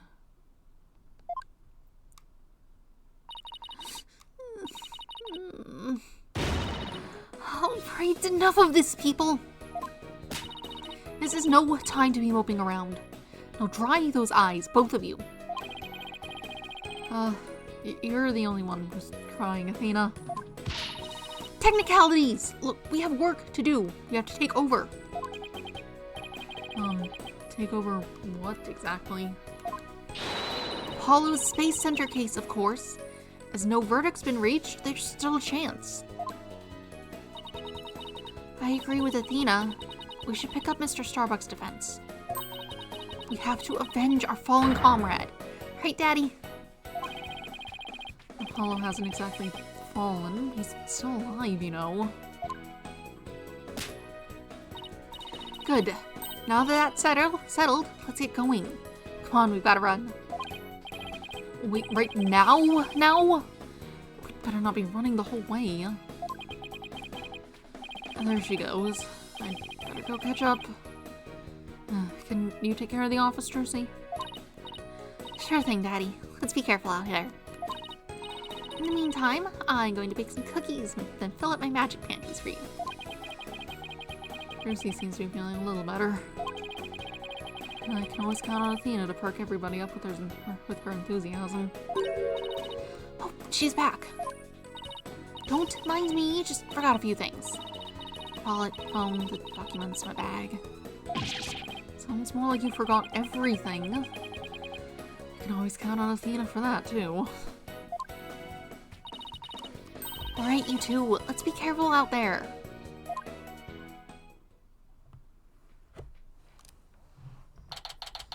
December 19th, Detention Center, Visitor's Room.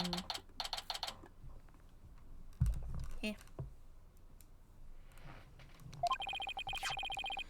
So, our client is one Solomon Starbuck. He's so famous that even I've heard of him. That's right, he's a super famous astronaut who works at the Cosmos Space Center.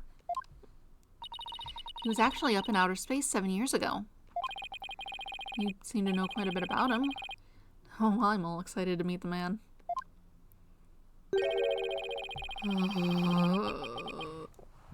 Shoot.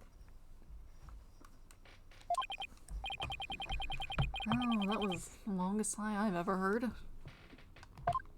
Get my heating bed. I'm cold. Hold on a second.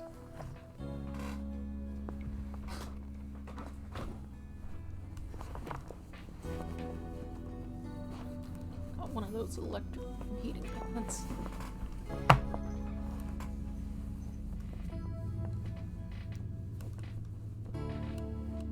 Which is neat, aside from if I ever want to take it to different places, I gotta figure out how to get it plugged in. And the plugs as I have here are under the desk, so it's kind of a pain to reach. Hi, Lollipa. The window is closed, you can't be in it. Standing on my purse.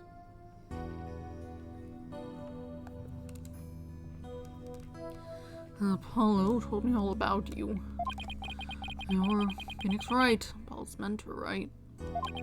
Yes, that's right. Winter has a nice ring to it. Don't worry about a thing, Mr. Starbuck. Mr. Wright and I have got you covered.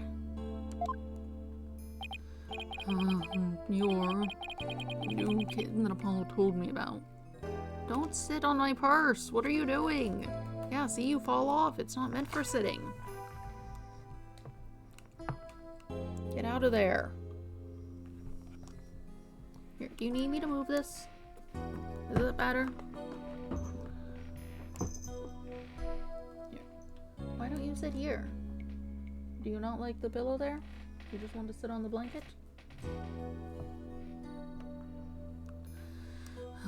You're the new kid Apollo told me about. Wait, don't I know you from somewhere? The trial. Huh? You mean other than at your trial? I don't think so. I guess so. My mistake.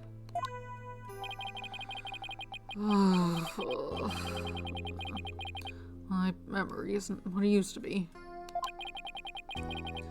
Mind and body are kaput. Same goes for my life. I mean, I'm so astronomically unlucky that I had a bomb go off in the middle of my trial. Trying to defend me would be like trying to enter the stratosphere without a spacecraft. Yikes. He seriously ought to stop depressing himself. That's the wrong voice. That was the new Apollo voice. He seriously ought to stop depressing himself.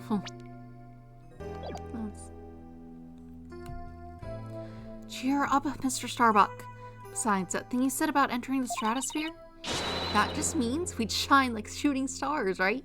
Like shooting stars, huh? I mean, we're right. Why didn't I think of that? After all, well, that's what we're all put on this earth to do, right? Shine like stars. You know what? Maybe if he's gonna be around for longer, I'll need to pick a voice. What if I just make him sound like Kaito from Danganronpa? He was Space Boy. That's what we were all put on this earth to do, right? Shine like stars. Yes, I shouldn't mention the fact that shooting stars burn out in a flash. Oh yeah, here we go! 3, 2, 1! To the stratosphere and beyond!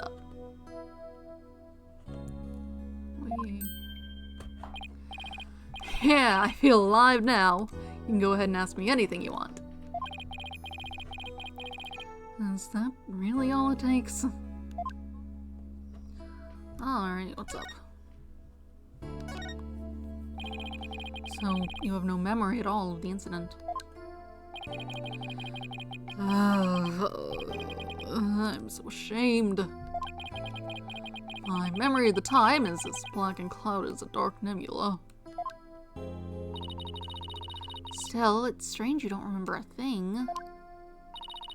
Are you sure you didn't take one of those anti-anxiety pills like they said at the trial? You got it all wrong. I told him during the investigation, too. I don't know anything about any drugs. I never took any medication, I swear. It is true, I developed a fear of space because of what happened 7 years ago. And I was taking medication secretly every now and then when my anxiety got bad. Having a fear of space is not something an astronaut can brag about, you know. Oh, the so-called HAT-1 miracle? That must have been a terrifying experience. But I'm still an astronaut at heart, come what may. Would never take drugs that might impede my performance just before launch. That launch meant everything to me. That's more certain than the theory of relativity. He's like a completely different person now. This is the face of the astronaut I know. But the tranquilizers were found in your system.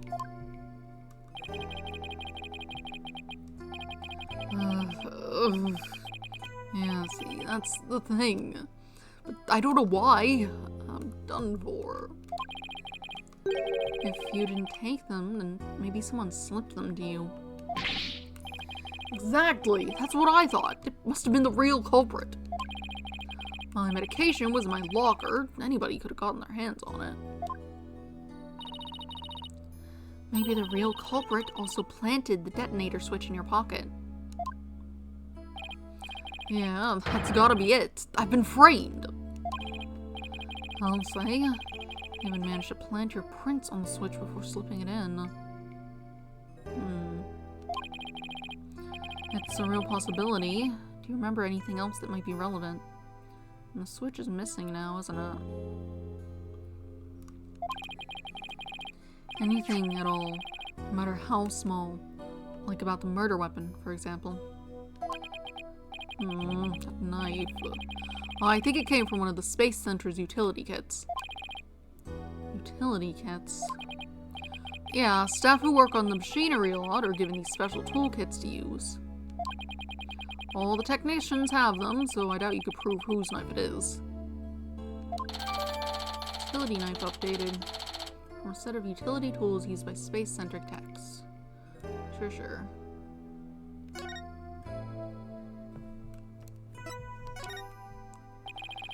As I recall, your last trip into space was 7 years ago, right? That's right. It was a pretty rough experience. During that mission, we had all kinds of problems with the craft. You did? What kind of problems? Power failure, oxygen leakage, busted radio, cracked windows, loose control column. A heat shield came off as we were entering the atmosphere. I thought I was a goner. But I managed to make it somehow with the popsicles and ice packs from the freezer. No wonder they dubbed it the HAT-1 miracle. It's a miracle you made it back. Space is a boundless place. That's why it continues to capture people's imaginations. But the vastness of space shows us how insignificant we are in the scheme of things. The darkness just goes on and on forever, and ever, and ever, without end. There was nobody else there. Nobody was gonna come save me. I was all alone. You were the only one in the spaceship? All alone, with nothing to listen to but the sound of my own breathing and heartbeat. What is that noise? Someone? I thought it was a lawnmower, but it doesn't quite sound right from that. It sounds more like they're cutting down a tree.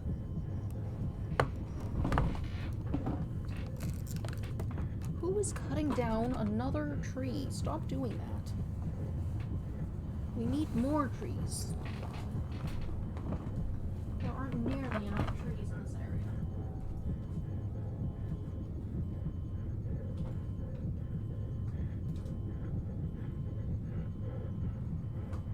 I cannot see them from here. They might be down the road, but I don't feel like going and actually outside to check.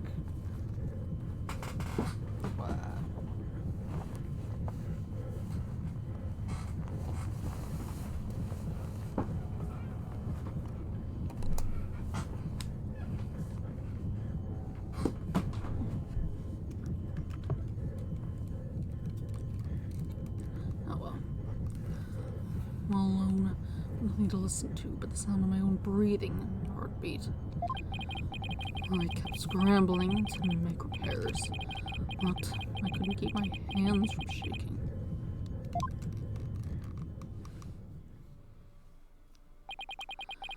An experience like that would make anybody afraid to go up into space. Or that's the wrong voice again. I'm used to playing as Apollo. I like Apollo. Where's my boy? He's in the hospital, actually. He should probably stay there. An experience like that would make anybody afraid to go up into space.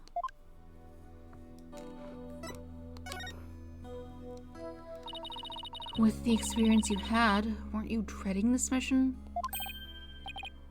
What? No way! Of course not. Even now, I want to go up into space so bad I can barely stand it. I want to shake off Earth's gravity and at escape velocity and spin around weightless. But you have to admit it was pretty harrowing. Weren't you even a tiny bit afraid? I was afraid. Of course I was. Still am. But space is man's final frontier, an unknown world. The cosmic truth is out there waiting for us somewhere. Cosmic truth, huh? I guess there are people looking for the truth in every walk of life. No matter how afraid I am, I'm sure I can manage. If I give in to my fear, I'll never find the truth. As long as I don't give up, I can keep up the fight. There is a fly. I'm going to kill it. No flies ever. Get out of here. I don't know if I got it.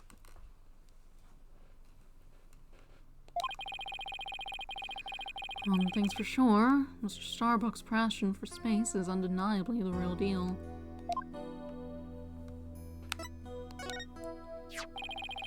The victim, Clay Tarrant, he was kind of like your protege, wasn't he?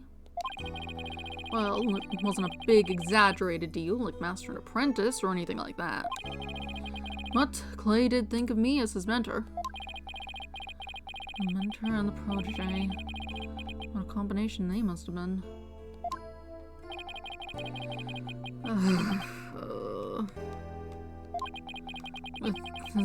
With his encouragement, I knew I could get over my fear and go back into space. But now... Clay must have been very encouraging, huh? Yeah, it's funny, really. Whenever I hear him shout, "You're fine!" I always got the feeling everything really was gonna be just fine. You're fine. Apollo says I'm fine and you're fine all the time, too. And I always feel encouraged, too, whenever I hear him shout it. Yeah, Clay and Apollo were best buds. They used to come visit the Space Center a lot, ever since they were high school kids. One day, out of the blue, Clay even told me he wanted to be my protege. Those two hung around the Space Center so much, they were like part of the staff. One time, during Zero-G training, I started to panic a little bit. The two of them took turns shouting, "You're fine," over the radio. It was a simple thing, but it was exactly what I needed to hear. So, I'm fine. So, I'm fine and you're fine were like Apollo and Clay's secret phrases, huh? Well, I wish I could ask Apollo more about Clay and their relationship now.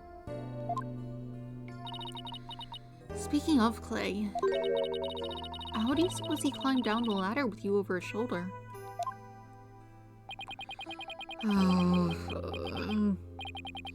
Sorry, but I can't even begin to imagine.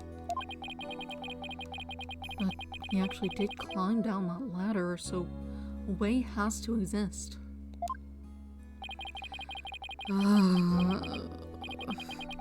From the freedom of space to the walls of cell. But that prosecutor said the dark night sky isn't half bad through barred windows. You're fine. Solomon Soul Starbuck is fine. Everything is going to be alright. Huh? And Athena Sykes is fine. Come on, Mr. Wright, you too. Do I really have to? Phoenix Wright is fine. I can't hear you. Phoenix Wright is fine. I'll get you back into space yet, Mr. Starbuck. Believe in your own innocence and have faith in us. Apollo believed in you wholeheartedly, and that's good enough for me. I believe in you too.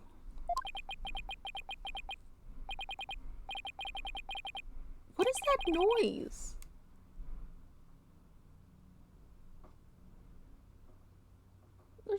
banging noises now.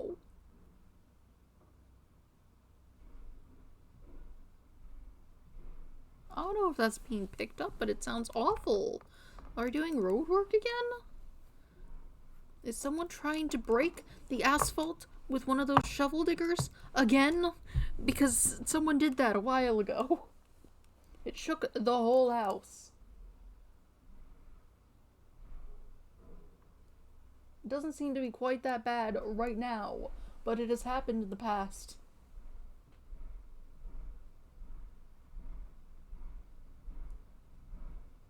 It is very slightly shaking the house, actually. Who is doing this? Why?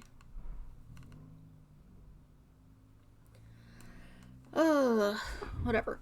In 20 minutes, I need to get up and feed the animals. So when I do that, I'll figure out why. I don't know if that's being picked up on the audio.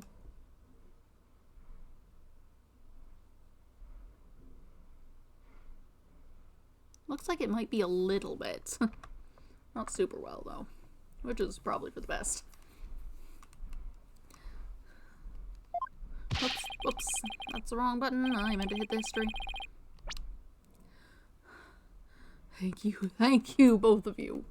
I'll put my faith in you. I vow to make it back into space. All I need first is a not guilty verdict. What is that noise? It sounds terrible. It sure feels nice to reassure ourselves every now and then that we're all fine. Okay, Mr. Wright. Let's get our investigation of the Space Center started. Pronto. Good idea. Let's go. Alright, you have fun in jail. Let's go see the Space Center.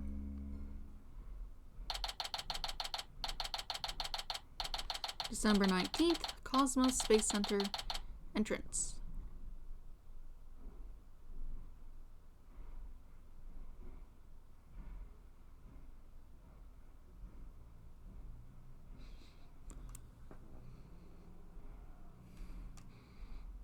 No, that's fine.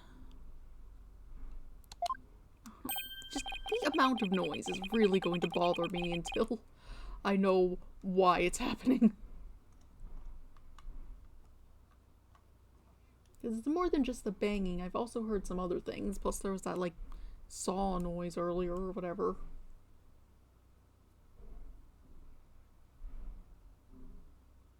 And it's very lightly shaking my chair. I was wondering what kind of place this space center would be. And it almost looks like an amusement park of the future. Yeah, did you know they even let the public see their rockets up close? Oh, so check it out.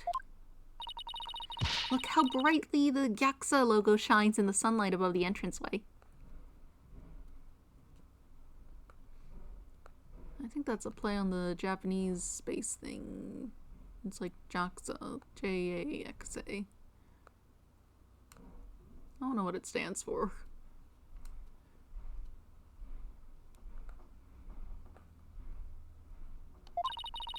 I really dig the stars and rocket motif it's got going. JAXA, huh? Isn't that the new name of the Federal Space R&D program? Yeah, but why the strange acronym? I mean, what is GAL supposed to stand for? Galaxy? If that were it, then the whole thing would be something like Galaxy Exploration Agency. Which, if you ask me, I'd have abbreviated to GAXA or even Gaia. Gaia. I guess so. Oh, I know. Maybe the person who came up with the name just really likes the letter Y. This exchange is beginning to feel oddly like deja vu. Anyway, this place is more than just a research facility. It's also a tourist attraction. Tourist attraction? Don't make me laugh. It's a Oh wait, this is a different person. I don't know who it is. Maybe it's the director, who we mysteriously didn't see at all. Tourist attraction? Don't make me laugh. It's a monument to the human race. Galactic scooter, full speed ahead. Who are you?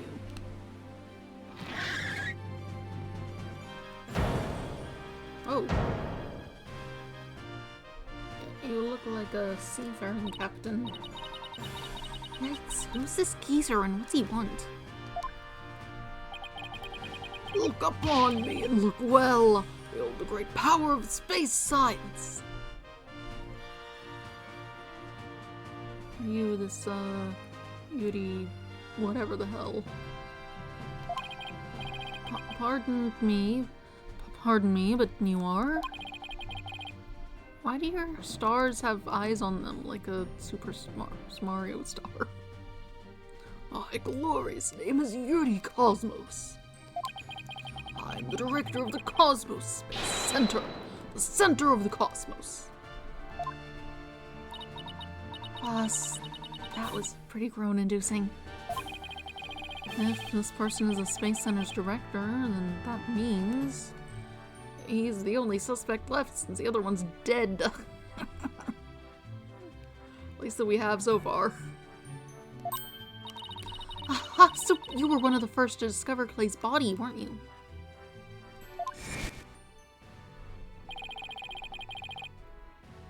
And who was the first to find the victim?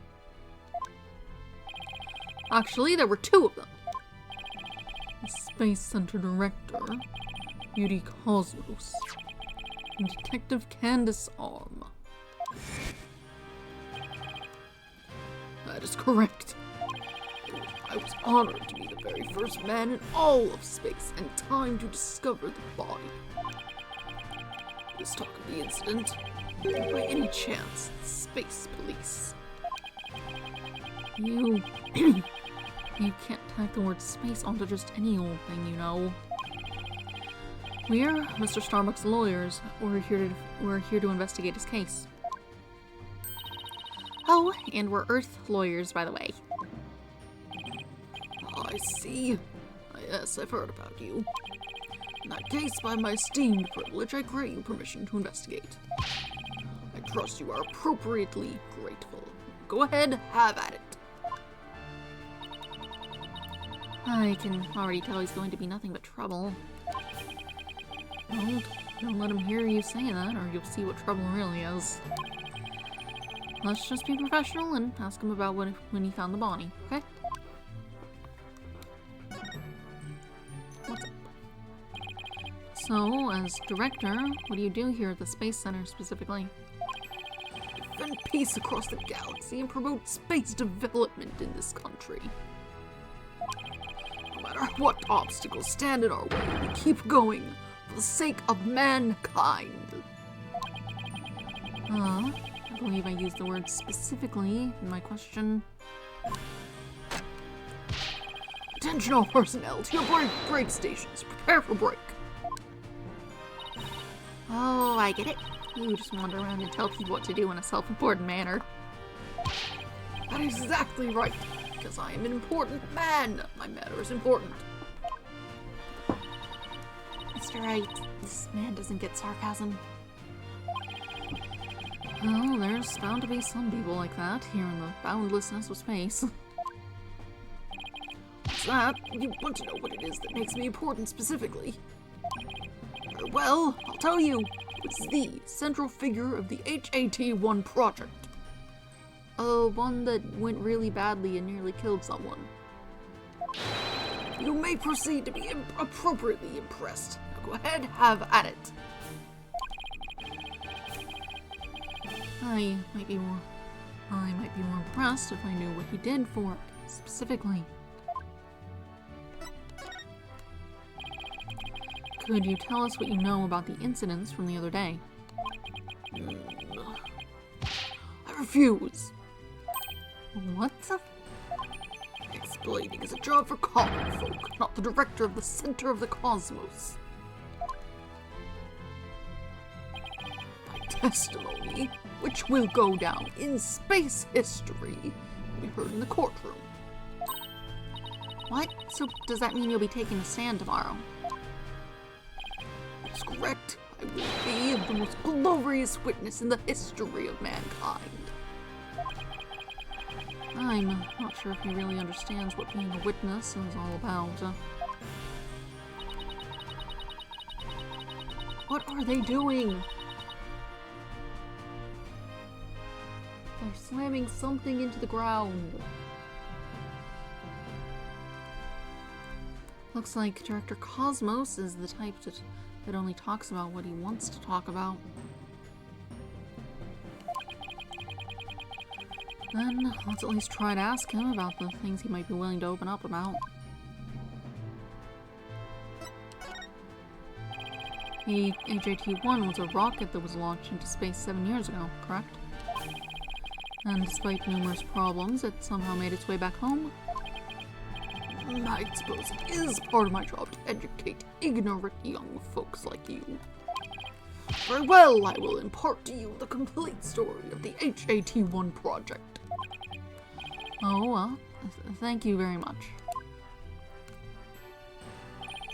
HAT-1's noble mission was to collect samples from an asteroid.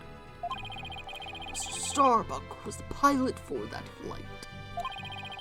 Eventually, the HAT-1 reached its planned orbit. Samples from an asteroid, is that the one... I launched the Hope probe towards the asteroid belt. And are the samples the ones that were brought out of the space thing? The tube, where the rocket was?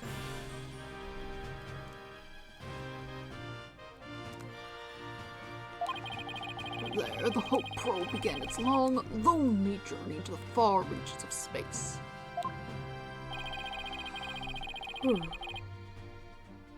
And after a terrifying struggle, the HAT-1 returned safely to Earth. That struggle was when the incident known as the HAT-1 miracle occurred, right? Correct. It truly was a miracle. Of course, they just had to turn the ordeal into a movie. As for the Hope probe, it did eventually arrive safely at its destination. It obtained a few samples from the asteroid and returned to Earth but a few days ago. So what kind of samples are they? What's in them? Samples are scheduled for analysis in the near future. I haven't gotten that far yet. We haven't had time since they just came back the day before Karen's murder.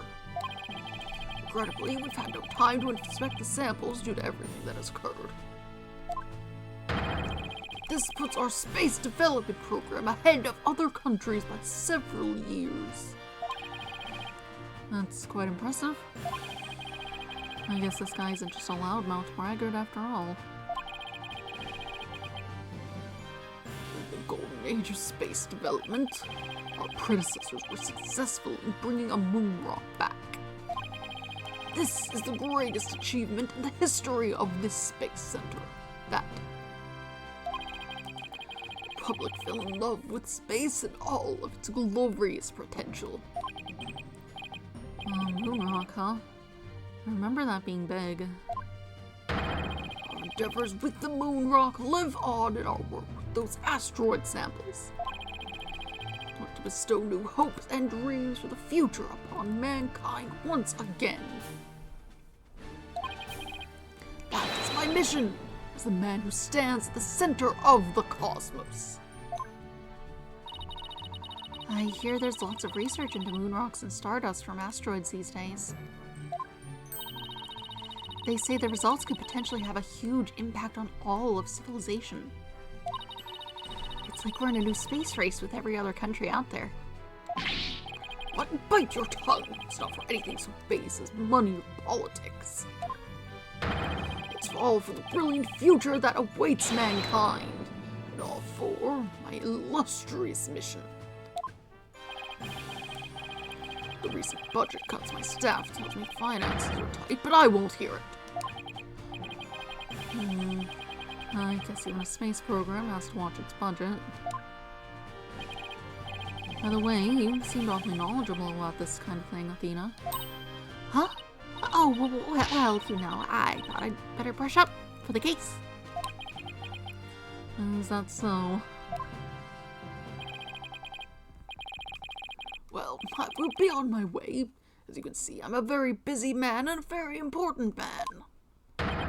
Galactic scooter, fire up the main engine, max battle speed, and engage. What are they doing? That thing is surprisingly fast. I guess we'd better get going too. You bet. Let's make it so. Let's make it so. Okay, but it is now 5 minutes before my alarm goes off to feed the dog, and also that banging noise is bothering me. It is bothering me. I need to find out what it is right now. So I'm going to do that. I'm going to get up. I'm going to find out what that noise is. I'm going to feed the assorted animals.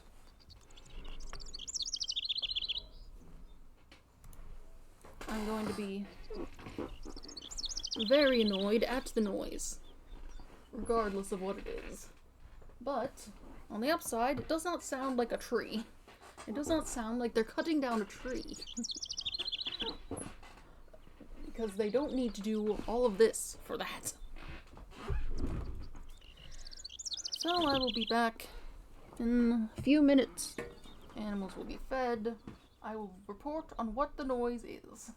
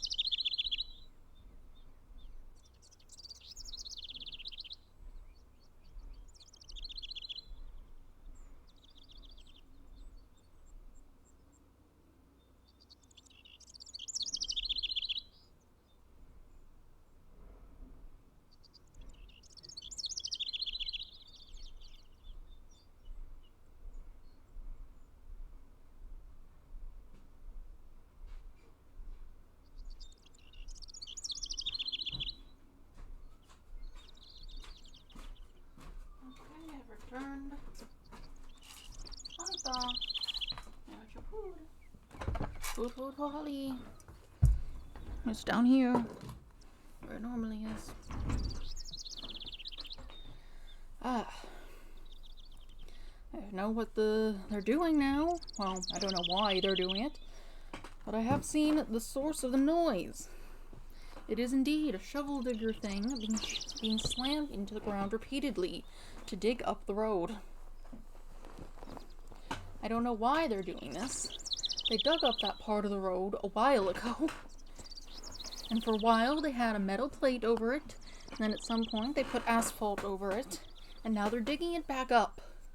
Again. And I don't know why. I have no idea what they could possibly want. Why they're doing this. It's right next to the house. Like right next to the sidewalk by the house. And it's not super close, there's a yard in the way, but still. Anyway, they're digging it up and just slamming the shovel thing into the ground. Because that's how you do that, I guess. I don't think that's how it's meant to be done, but whatever.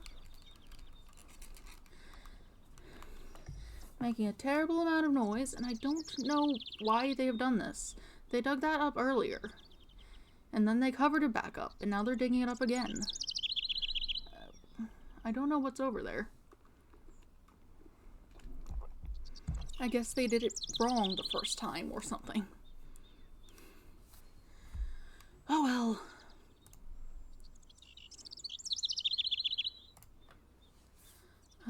Let's see, that's normal stuff, so we need to go into the building. Boarding lounge. Let's take a look.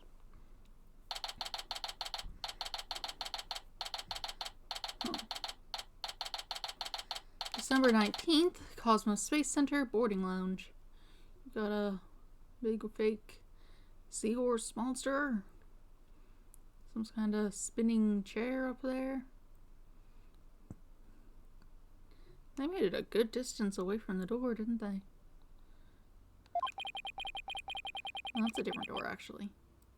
So, this is where Mr. Taryn was murdered. Yeah, this is the lounge. Let's see that diagram the police made again. Right now, we're in the main building here on the right side of the third floor. On the third floor. Clay and Mr. Starbuck fled here from the launch pad 1 after the explosion. You there! No admittance without express permission. We're Mr. Starbuck's lawyers. We've come to investigate. Sorry, nobody gets in without permission. Not even the police superintendent. Can't have Detective Fulbright getting mad at me. So, Detective Fulbright is here, huh? Yeah, he is in the launch pad 1 corridor. Go get clearance from him and then we'll talk. Leave it to me. I'm great at getting intel out of Detective Fulbright. Let's see. What trick should I use on him today?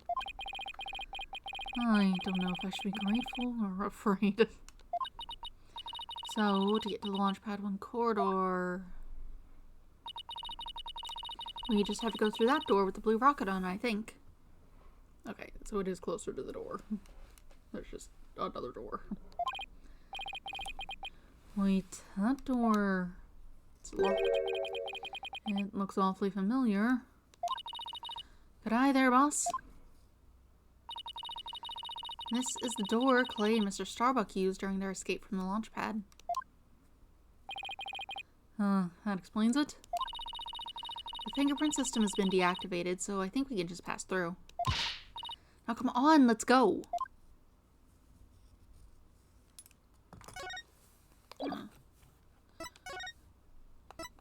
So sad I don't get to inspect things everywhere all the time. Vacuum robot. Even in space, safety first. December 19th, Cosmos Space Center, Launchpad 1 corridor. So, this is it, huh? This is the corridor the two of them used in their escape. Yep, this is the only thing connecting Launchpad 1 with the main building. I see police tape down at the other end. Guess we won't be looking at the launch pad. After the explosion, this whole corridor must have been filled with smoke. The launch pad itself was probably a sea of flames. Must have been pretty scary for them. Now, where could Detective Fulbright be? Hey, I think that's him over there. What should I do? Which path is the path of justice? He seems to be lost. That's funny. This corridor's a straight shot. Huh? Ah, it's you lawyer people. Welcome to the Space Center. Enjoying a relaxing day off, are you? Here for a little rocket sightseeing. We're here to investigate the scene, same as you. Do you have any info to share? Boss, if he acts all reluctant to give us information, we hit him with the whatever shall we do act. I'm sure I'll fall for it. Got it. Am I trying to catch the unruly family dog here or something? Info on the case, huh? Alright, I'll gladly share some with you. Huh? Oh, what just happened? Detectives and lawyers seeking truth and justice side by side. I like it. Just take whatever you want from me, you info bandits. I'm in a generous mood today. I don't know, there's something weird about Detective Fulbright today. Well, we need information, so let's run with it. If you say so.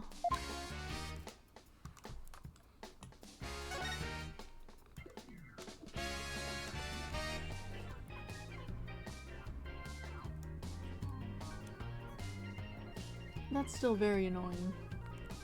Oh well, crime scene. Detective Fulbright, could you give us permission to investigate the crime scene?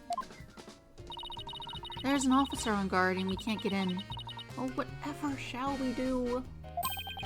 That's an easy one. I'll let them know over there to let you in. Investigate to your heart's content. Take a week if you need it, a month even. I don't think the court's gonna be that long. Shall I have some snacks delivered? One of my men gives a mean neck rub. No, it's okay. Thanks. Definitely not the Fulbright I know. Detective Fulbright is acting sickeningly sweet. It's kind of gross, actually. Do you think he hit his head or something? Who knows? Whatever the case, it's making our lives way easier. It's suspicious. You were here at the Space Center at the time of the incidents, weren't you, Detective? That's right, I was here on a security assignment. The police are required to secure rocket launchers now. The police are required to secure rocket launches now. I didn't know that. Yes. Well, you know us, to serve and protect. The explosion occurred while I was here on duty, so I started leading the evacuation. He's leaving out a lot of details, but okay. Could you tell us more about what happened? Of course, a bomb went off on the second floor of the main building. Right after that, the one over in Launch Pad 1 also blew sky high.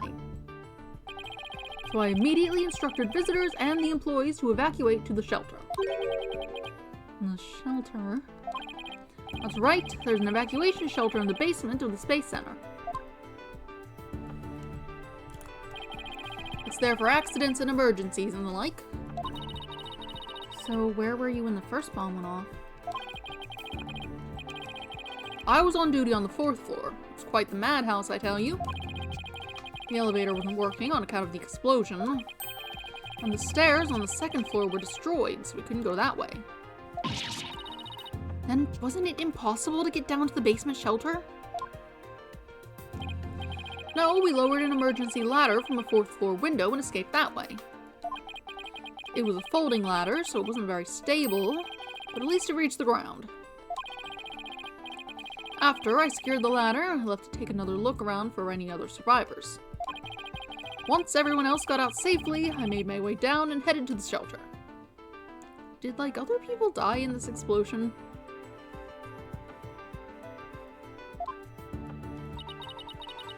Wow, what an ordeal. But climbing down an emergency ladder sounds kind of fun. Kind of sounds fun. Thank you for your answers, Detective. They were very helpful. Just a moment. I have some more information to share with you. Don't tell Prosecutor Blackwell, okay? Wow, and Prosecutor Blackwell usually has you on a short leash, too. Well, never mind that. I thought you should know that there was a witness.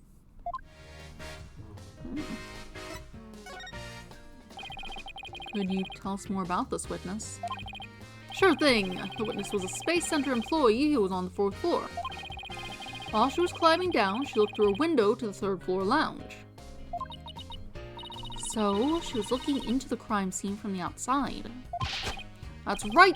It was just a matter of chance that she saw something important. Not that I know what she saw exactly yet, though. You don't, but that's the most important thing of all. Don't you worry, I'll get around to interviewing her soon enough. She should still be somewhere here in the Space Center. You might even run into her. A 4th floor employee, huh? Alright, thanks for the info, Detective Fulbright. Gee, sure are being cooperative, Detective. A little too cooperative, even. Yes, well, actually, Something you can't talk about? Yes, something like that. Anyway, never mind. Don't worry about me. Well, I'll be on my way now.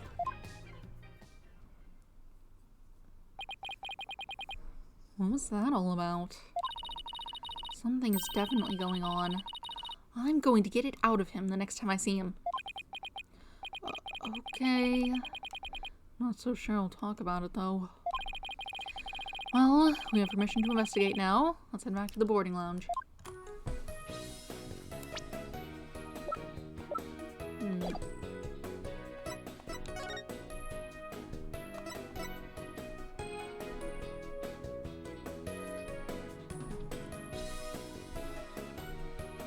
This cannot be the most efficient way to break that. Don't they make, like, jackhammers? Couldn't you do that?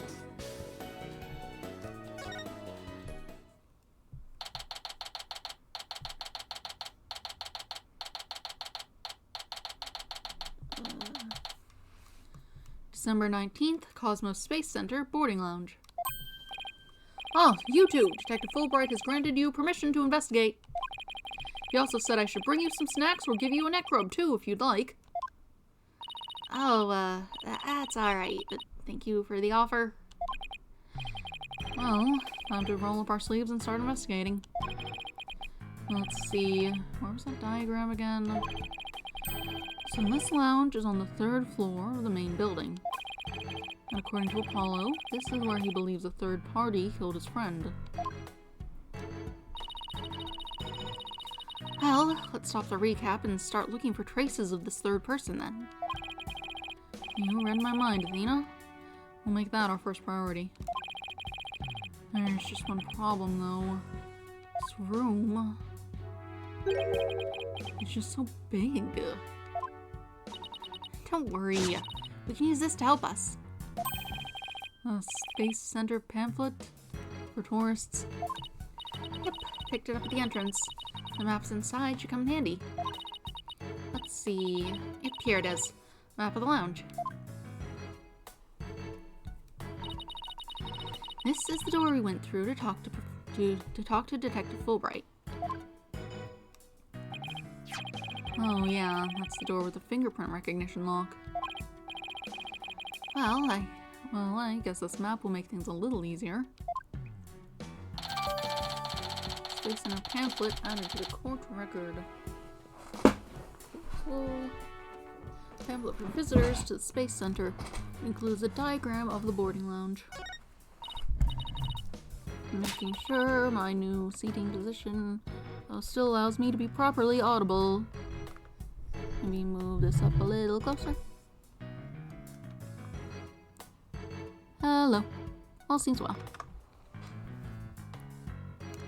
Yeah, no more excuses. Let's track down the third person. Wait, there's just one more thing. What's that strange creature moving outside the window? Oh, boss. It's just a holographic image. Oh, yeah, I knew that. Whew, that's a relief. There should be a button somewhere in this room to turn the image on and off, but that's what it says in the pamphlet anyway. The only reason you're so eager to start is so that you can push that button, isn't it? And what's wrong with that? Let's just look for the button while we're looking for clues. Alright, fine, let's get investigating. Let's take a look around. What's this thing? No matter how I look at it, all I can think of is torture device. But I guess it's a training device for getting used to zero gravity. Oh, Athena has an odd glint in her eye. She thought about trying that thing out. I should try to stop her, but I'm afraid she'll just outmuscle me. Hey, Mr. Wright, look at that up there! Oh. Some kind of fragment. It's stuck in tight. So that's what that weird glint was all about. The color looks familiar. I think it's part of an oxygen tank. I think you're right, but if that's here, it means Clay's tank ruptured after they arrived at the boarding lounge. How did no one notice that earlier? Did they just do a shoddy investigation? So Prosecutor Blackwell's theory that Mr. Starbuck dropped Clay down the ladder must be wrong. This proves that both of the astronauts were alive when they reached the boarding lounge. So, Apollo was right. The scene of the murder wasn't the launch pad. Way to go, Apollo.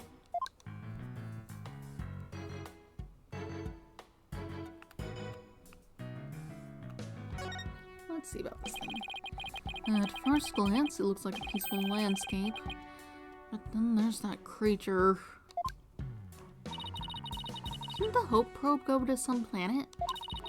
Maybe this is what its surface looked like.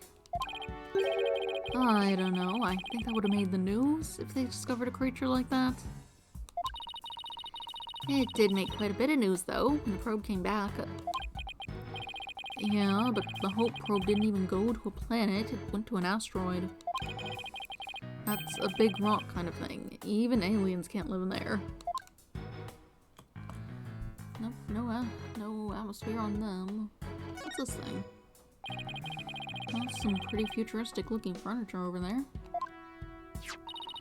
Now, according to the pamphlet, those are no ordinary chairs. They're like amusement park teacup rides. You can power them yourself, it says. If you spin the table, your chair spins too. Why would anybody want to have something like that here? It's for astronauts who have trouble with the device on the ceiling. No vertical spins. It says it's a training device that's easy on the eyes and on the body. A person really call themselves an astronaut if they can't handle zero G.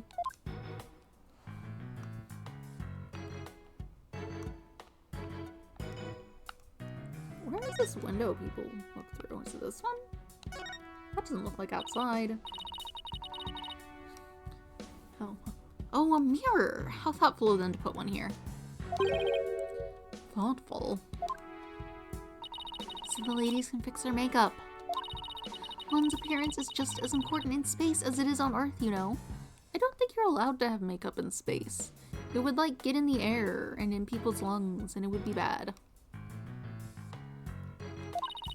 You never know when you're going to run into some other life form, after all. I doubt anyone who thinks like that would ever become an astronaut in the first place. So what is this door? So it looks like there are 3 doors that lead in and out of this room. Well, let's check. Drumroll, please. Ta-da! The Space Center pamphlet. We are here at this place that says Boarding Lounge 1. Here are the 3 doors. Let's call them Lefty, Righty, and Downy. People usually say west, east, and south in a case like this, you know. Details, details. Anyway, take a look at the west door. That door with the rocket icon leads to Launchpad 1. I know because it says here on the map, Launchpad 1 corridor. So that's where we were with the detective, who was filled with smoke after the explosion. Right. Next up, the right-hand side of the map, or east in your world. That's the door with the satellite dish icon to signify communication, aka the control room. Yep, it definitely says control room. Looks like it has another door on the opposite side. They communicate and exchange information with rockets and probes in space from there. So, it's the center of the Space Center. The Space Center, if you will. Does everybody start to talk like Director Cosmos after they've been here a while? But it seems they built a new command center on the 6th floor. That's what they used for the HAT-2 mission. So this control room was empty at the time. Always wanted to see the inside of a mission control room, and since we're here... I'd love to do that too, but it doesn't look like we'll be able to. They want to keep curious kids like you out. So the door is protected with fingerprint recognition. Only the director can go through. With that much security, I'm definitely not the one they're looking to keep out, Athena. So apparently, the lock is also hooked up to a backup generator in case of emergencies.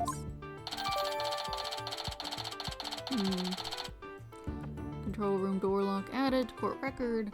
Door lock to the east can only be operated by the director. Backup power lets it function even when power goes out. Okay, what about that last door? This lower door, oh, excuse me, I mean south door, it leads to the elevators. This is the door we came through when we entered the room, right? Yep, and of course there was no fingerprint recognition device, so it's open to anyone.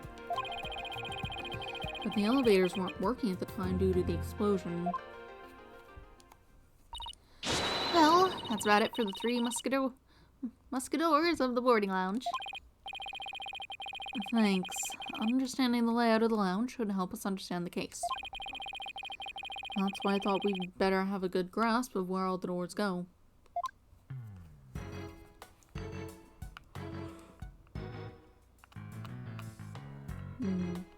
Oh. Is that meant to be a spider web or is that a crack? A bright purple sky, plenty of greenery, and a tranquil lake. The idyllic scene stretches on as far as the eye can see. It's beautiful, but it lacks something to make it truly captivating. Alright, here's the camera. Maybe that the display is also the mirror, or the window rather, because I don't see a window anywhere else. This must be the security camera that recorded the astronauts making their escape. Oh, let's commemorate this occasion with a love and peace. If you're done now, shall we move on? Yeah, okay, but just one more for the road. Peace. Very mature.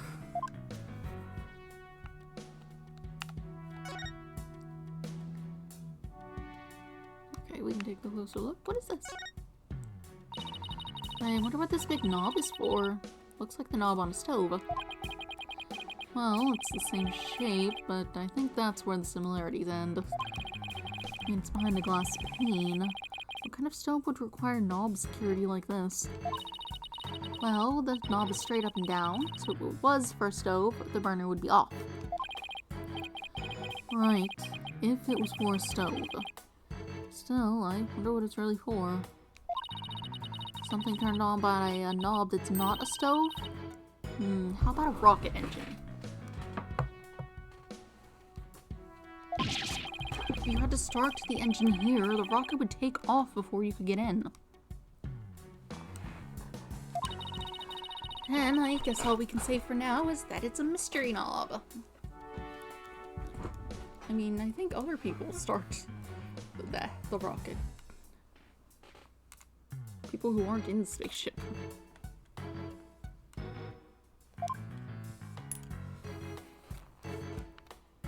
Alright, we have a scanner. So this is the fingerprint recognition device. I guess you put your hand on this hand mark. I guess you can try. Now to line my hand up with the outline. Don't, Athena, this thing is related to the case. Get your prints all over in that, and the next thing you know, you'll be named a suspect. How can you be so cruel to a little girl like me? I'm not buying those tears, Missy. A garbage hole. You don't care. Door itself. Let's see. This door is... where's that pamphlet? Now we know what door it is. Here we are. It's the door to the corridor that leads to Launchpad 1. We went through it earlier when we went to talk to Detective Fulbright. So I guess the security lock must be disengaged now, right? They say the corridor was filled with smoke at the time of the bombing. This thing beside the door. This must be the fingerprint recognition device. Which reminds me, I think Prosecutor Blackwell talked about it at the trial. The notion of third party in Launchpad 1 is utterly absurd. Just to enter the area from the lounge, we must pass through a door guarded by a fingerprint recognition device. Allow me to state up front, there are precious few with the clearance to do so. And does this mean that the bomber's prints were verified by the system? The number of authorized personnel was supposed to be really small. Voila! Fingerprint powder. I brought it just in case something like this came up. I found it at the office. I've just been itching for a chance to use it. Well, way to think ahead. Now let's test the fingerprint recognition device and see what we can find. You got it. Now to sprinkle some here and a little over there, and...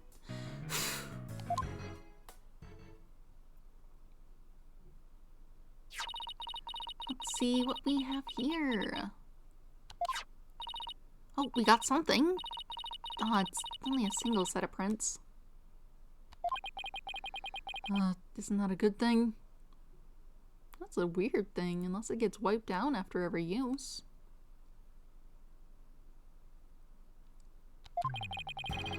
Sure wish we could figure out whose prints these are. Although I doubt we'd be so lucky as to get the culprit's prints on the first trial.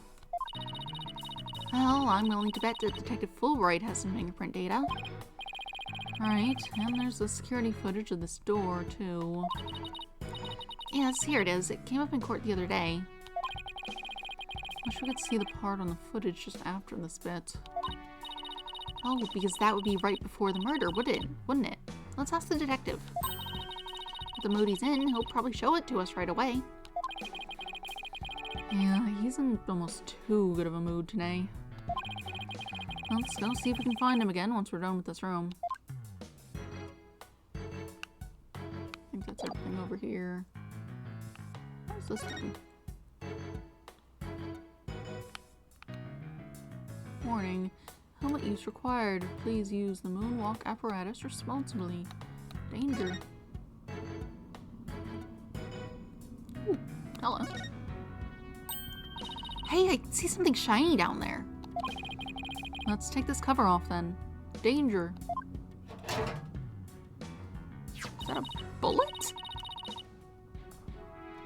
What's this? It looks like a metal jelly bean.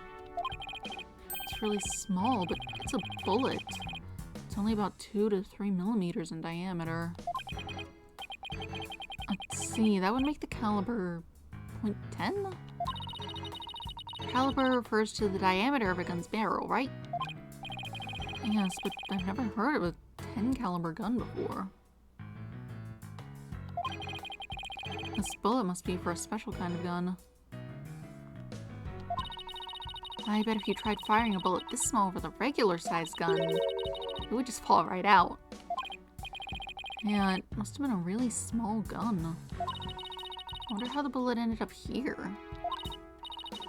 I mean, we're in the bottom left on the south door side of the room, according to this map. That's pretty far from where Clay's body was. Maybe the police didn't think to look here. Yeah, leave it to Detective Fulbright to accidentally hand us just the card we need. Bullet added to the court record. Wild. No one was shot.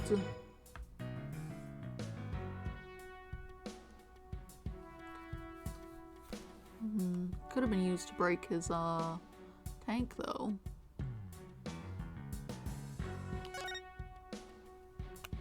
Baffling. Doesn't look like there's anything else to look at right here. Here's another amazing piece of equipment. Walk on the surface of the moon, it says. Oh boy, I want to try it! Gravity is weak on the moon, so I bet I could do mid-air somersaults. We're still on Earth, remember? Besides, it's connected to the ceiling. Well, at least I could jump really high. There's a sign on the wall that very clearly says, "Don't jump too high." And what good is this thing? Didn't I say in the beginning, walk on the surface of the moon?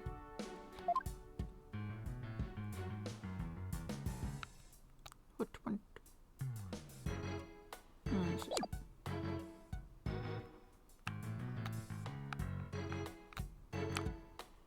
I haven't looked at where the body is yet, but I want to look at other stuff first. What is this? These are apparently oxygen capsules. They're for recovery after a training session. I wonder if they can change your voice. Testing, testing, 1, 2, 3. Huh? It didn't do a thing. It's not helium, Athena. It's oxygen. Oh, is this the button we need? There's some kind of panel with 2 buttons on it here. Just push it! That's the invariable principle of buttons. There are such things as buttons left unpushed.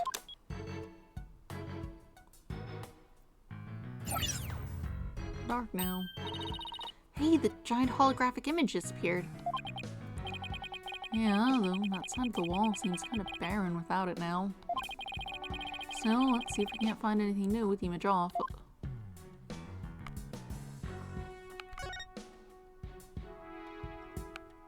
It is indeed a crack, which you could have seen if you looked at it properly from an angle that wasn't exactly this, where you saw it through the tree.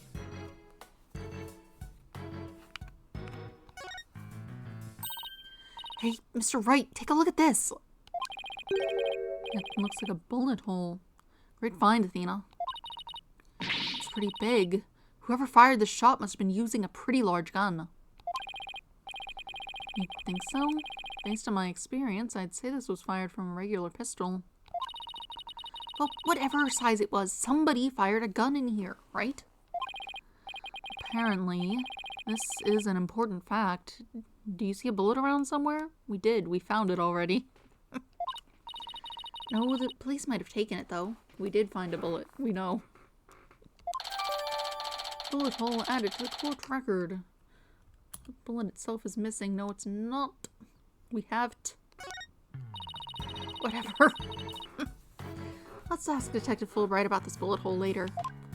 Unless you think it's a different gun. I guess. 2 bullets. With the holographic image off, the screen is completely black. Which, for some reason, makes me think of losing an argument to Professor Blackwell in court. But, at least it's got my brain revved up. I come up with my best ideas at times like these.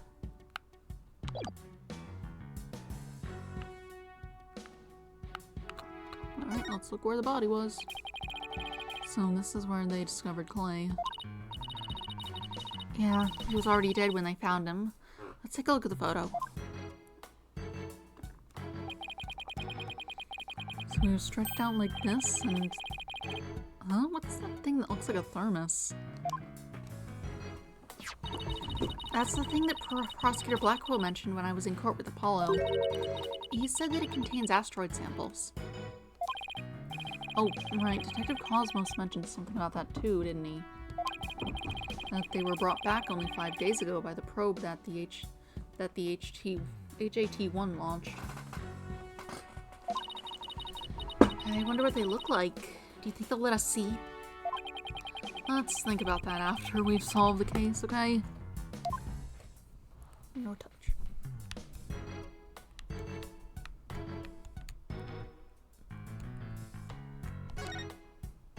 That's still look like I can. Oh, I can look at this. What is this? The garbage chute. What's this? A trapdoor? It's a trash chute. The cleaning robots throw the garbage out from here. The robots do the cleaning. What a futuristic world we live in. I just hope they don't revolt like they do in science fiction movies. Oh. Why is he yelling? J-Paw, what is it? No way. All the robots here are very nice. Actually, wasn't there one in the Launchpad 1 corridor? We can go say hi to it if you want. Oh. Welcome to the Space Center, guests. Welcome. Yikes, what in the world? My name is Ponko. P-O-N-C-O. P-O-N-C-O. Ponko.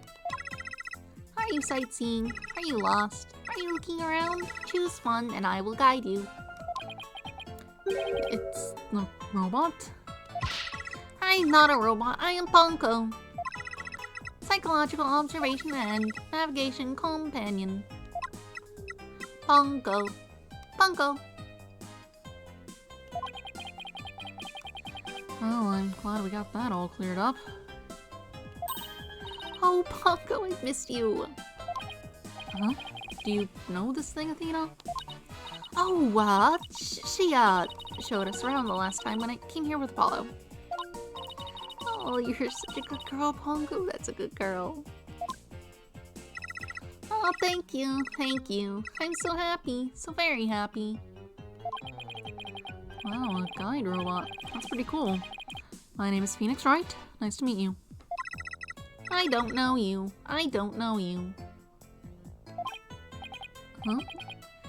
Ouch, that hurt.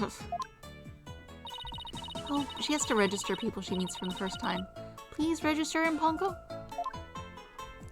Certainly. Commencing guest registration. Please tell me your name. A nickname is fine too. His name is Phoenix. Bit overly familiar, but I'll allow it. Phoenix, please let me get a good look at your face. Oh, sure. Registering. Facial registration sequence complete. We are now officially friends. Nice to meet you, Phoenix. Oh, this robot is pretty cute. You meet a friend, boss. Isn't it great?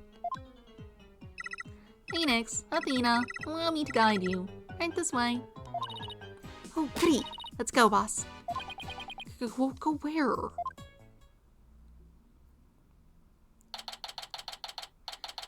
December 19th, Cosmos Space Center, Space Museum. Yes.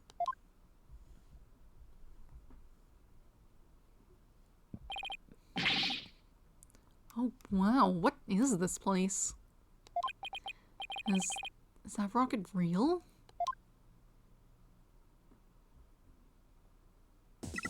Welcome, welcome. The Space Museum is open to the public every day of the year from 9 a.m. to 7 p.m. Learn about the history of our nation's space development and the HAT-1 project. Rocket is just a replica, but is the same size as the real one. The Space Museum. Oh, here it is on the map. Okay, so it's on the exact opposite side of the main building from Launchpad 1. Space Center pamphlet updated in the court record. Ask me anything. Anything. I will explain. Okay. This is quite the place. I can't believe we get to see a rocket this close up. This is a replica of the HAT-1 that was launched 7 years ago. It is exactly like the HAT-1 inside and out. Broken. Its little brother, the HAT-2, was supposed to launch the other day. I wonder if Pongo knows why the launch was cancelled. Over there is an exhibit about the launch 7 years ago. Check it out, check it out.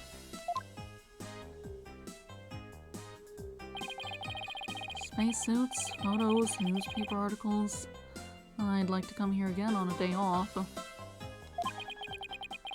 Hey, what's this a photo of?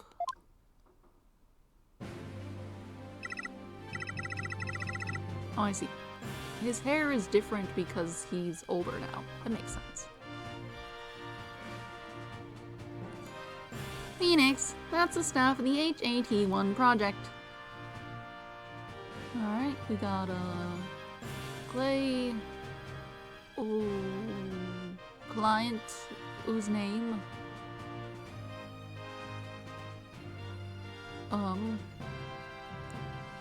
exists. What the hell is his name? Solomon Starbuck. We have the director and we have two ladies we haven't met yet.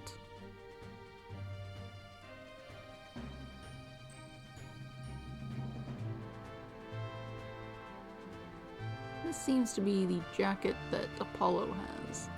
I guess he took his friend's jacket.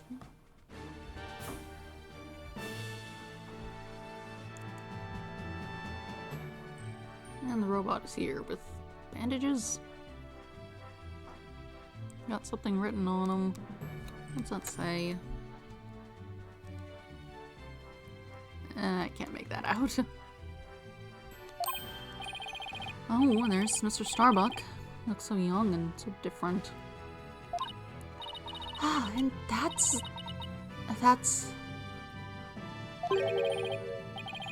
What is it, Athena? Is something wrong? Oh, nothing. I just thought Mr. Starbuck looked really young, too. That's all. Well, it was 7 years ago, after all. It's the young guy standing next to Mr. Starbuck. It's Clay Taryn, the victim. So they were mentor and protege even way back then. He's even got one of the staff jackets. Looks just like a regular staff member. No, Clay was still a student then. He just borrowed one of Solomon's old jackets. Oh, okay, that makes sense. Clay would have still been in high school 7 years ago. Everybody looks so happy. The Space Museum is great. Fantastic exhibits. This area used to be Launchpad 2. That's why the only entrance is on the 3rd floor. Wouldn't it be better if they just made a new ground floor entrance instead? There was talk of it, but they had to scrap their plans because of budget cuts. Budget cuts, we need more money. Money! Who would record that kind of information into a guide robot? While it was in space, the HAT-1 launched a probe called Hope. The Hope probe collected some samples from an asteroid and returned 5 days ago. That's what Director Cosmos said too. He told us it came back the day before Clay was killed. And here it is, the Hope space probe. I think I've seen that logo somewhere before. Let's see. Oh, yeah, the capsule the victim was carrying. I think it had the same logo. You can be seen in the photo attached to the autopsy report. Maybe she'll give me some more info if I show it to her. First, I want to hear about the layout. The way to the Space Center launch pad is set up is really cool. The way the Space Center launch pad is set up is really cool. Would you like me to tell you about it? Would you? Setup of the launch pad. Oh, gentle, my spiky-haired mind. I wanna know. Phoenix wants to know too. Great. Now Athena's got a case of the poncoitis. Alright, I will tell you then. The rocket is built right inside of the launch pad structure. When the rocket is complete, it's moved along with the launch pad over the rails. Oh, fancy. And brought into position at the launch site. Isn't it cool? Isn't it? We used to have a big budget, so that's how we could build it all. That's very cool. A grand setup like that suits an important place like the Space Center.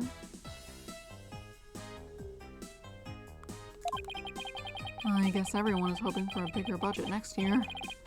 Myself included. I'm guessing the whole thing is operated from the control room, huh?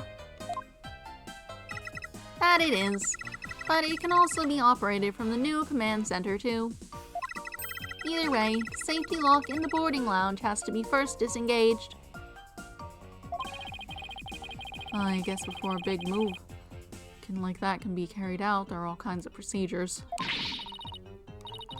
I would love to see the whole launch pad being moved. When's the next one scheduled for?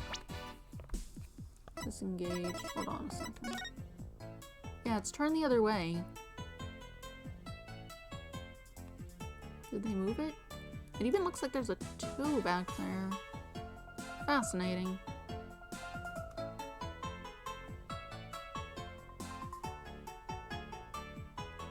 I'm not sure what to make of that. I guess they were in here. Why? Someone switched them, but to what end? They wouldn't have been near the explosion.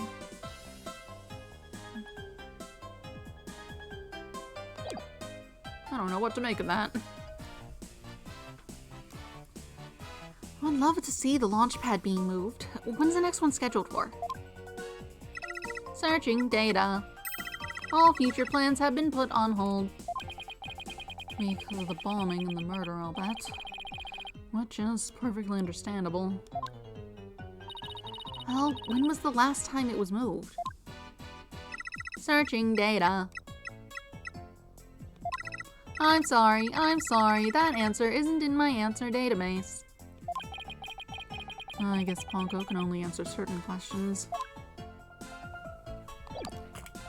Anyway, look at a couple of things. First off, you can see... I mean, you can see this. Oh, what do you think? I'm sorry, I'm afraid I don't know anything about that. Oh, okay, no problem. I'm so sorry, I wasn't helpful.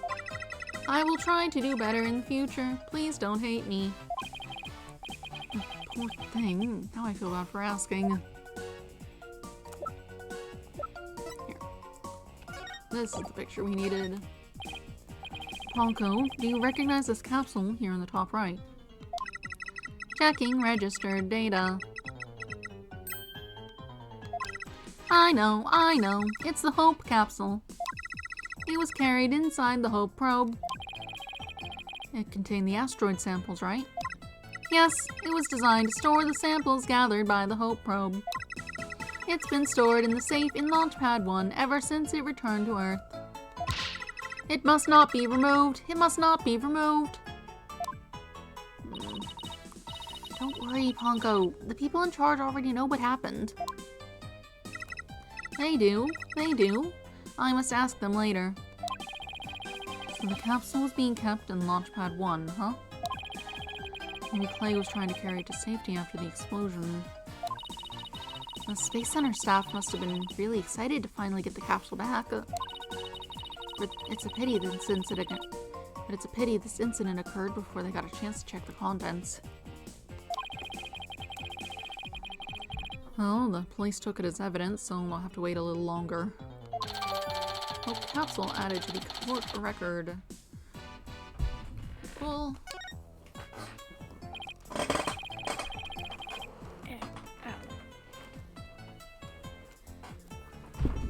Well, we certainly learned a lot about the Space Museum. Thank you, Ponko. You explained everything very well.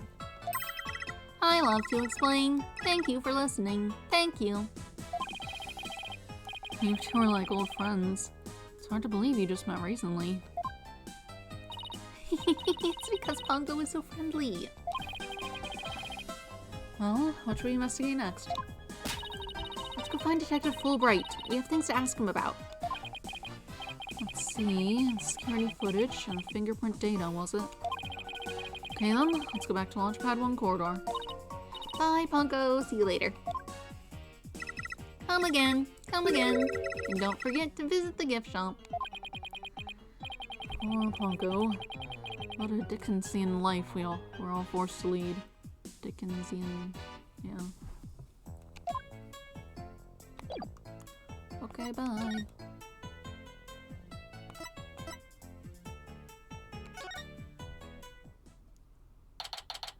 Yeah, there's ones on the floor in here. December 19th, Cosmos Space Center, Launchpad 1 corridor. What should I do? Which path is the path of justice? There's Detective Fulbright. He still seems to be lost, even though it's a straight corridor. Well, let's hope he's still in a cooperative mood as well then. If he doesn't cooperate, then I'll just have to use my powers on him. You mean that lady in distress bit? Hey, how's it going? We found a bullet hole in the window screen thing. That seems bad. We found a bullet hole in the wall at the crime scene. You did? Our team found that too. It was Detective Arm who fired that bullet. Detective Arm? That's right! A warning shot for the defendant. Was it really such a high-threat situation that she needed to do that? I'm afraid I don't know the details, what with Detective Arm gone and all. But I thought there were 2 people who discovered the crime scene together. We already know Detective Director Cosmos will testify, so tomorrow will be all about what he knows. Will be about what he knows. I can speak. Hey, you're pretty smart. That's exactly what we're planning to serve as the main course. I hope it goes down easy.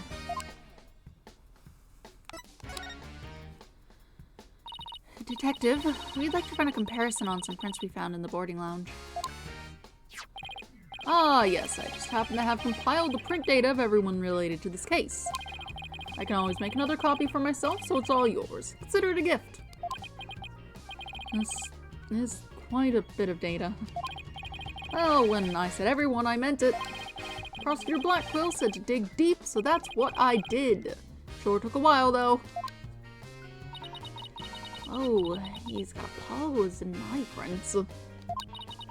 You got prints for all of the robots? I guess when Blackwell said to dig deep, Fulbright didn't bother to ask how deep. Clay's fingerprints are here too. I personally removed his glove during the investigation. We had to get his fingerprints to confirm his identity, after all. I still can't believe you took off his glove to get his fingerprints. Yeah, well, you can't blame me for thinking they're important in this case. There are a lot of doors that require fingerprint verification in the lounge. So depending on whose prints we find, it can completely change the tide for both sides. Makes sense. After all, the culprit's prints did get them past the fingerprint lock somehow. Oh, take this picture. It might come in handy. Isn't this just a photo of the Launchpad 1 door? Yep, but Prosecutor Blackwell seemed really interested in it for some reason. What's so important about this door? It's me, but boy, could you see the gears in his head go into hyperdrive at it. Sounds like this is going to be a major point of contention tomorrow. Hey, don't forget about the print comparison, boss. Right, Detective Fulbright, do you think you could run the test for us right now? You just leave it to me. In justice we trust.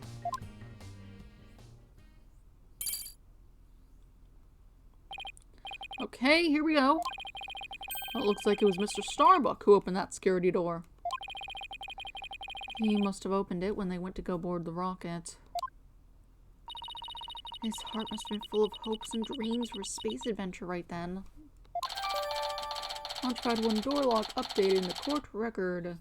Starbuck's prints were found on this door lock. Also see photo taken after the incident. 2 pages. Cool. And we needed to show you something as well, I believe. Well, what is it? No. What was it we needed to show him? The bullet?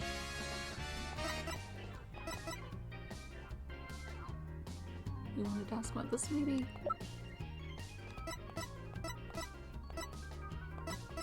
Grandpa, why are you yelling? I fed him. Find a bullet. Something for the lost and found! I'll be sure to take care of it. No, this is an important piece of evidence. Okay, not that. We had to show him something, didn't we?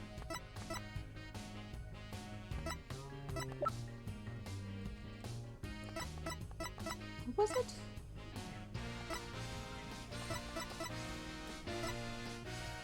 Not the knife, but...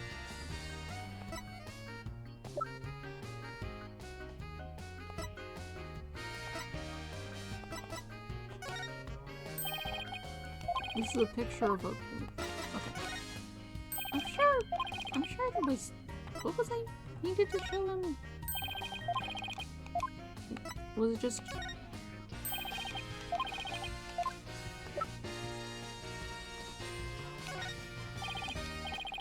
Oh, detective. Oh, right. Wanted to see more of this. That's right. Detective, about the security footage that was taken by the boarding lounge 1 camera. Oh, that footage! Go ahead and ask me anything you'd like about it. Is there any way I could see a little more of the part just after this? Easy as pie. I'd be glad to show you. Here we go.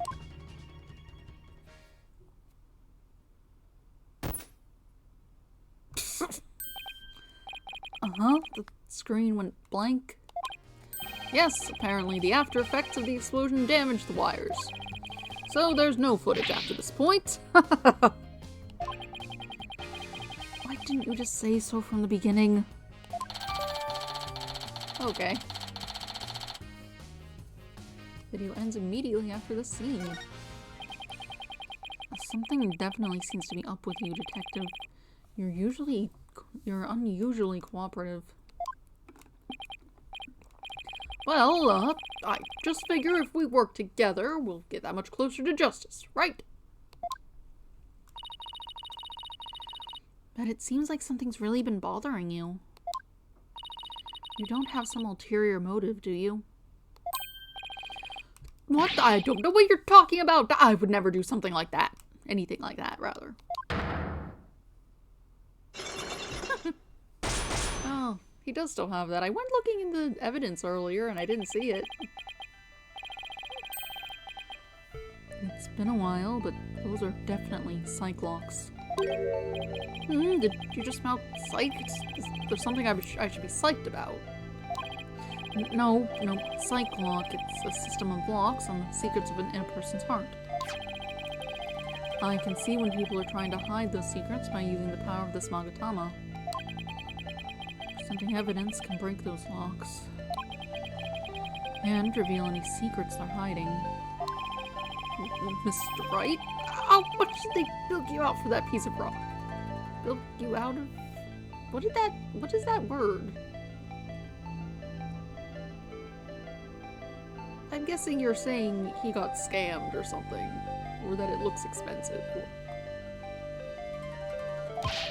If you've been swindled, I know some lawyers I can introduce you to. I'm a lawyer. I'm more than capable of representing myself, thank you very much. It isn't some kind of fraud, it really works. A friend gave it to me a long time ago. But I guess seeing is believing. Allow me to show you. Let's see what presenting the Magatama will reveal, shall we?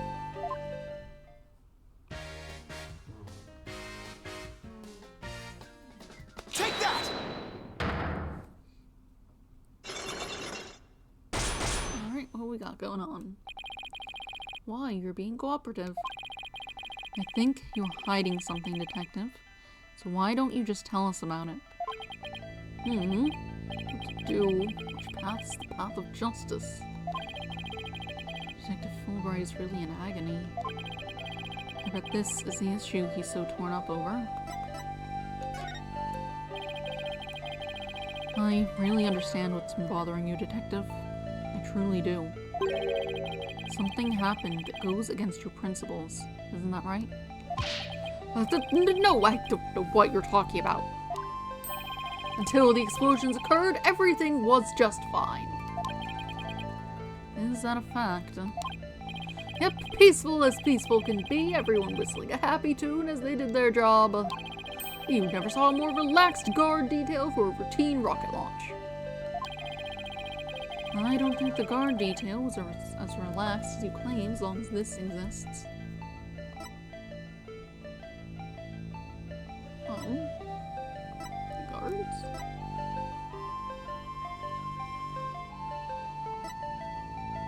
Tight security.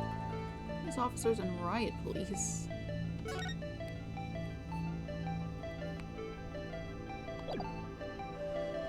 Take that! Now what is that noise? Some noisy vehicle. It seems to be going away. Before the explosions, what was supposed to happen here was a rocket launch. And yet, security was so tight they even brought in a special task force. I'd hardly describe that as a relaxed guard detail.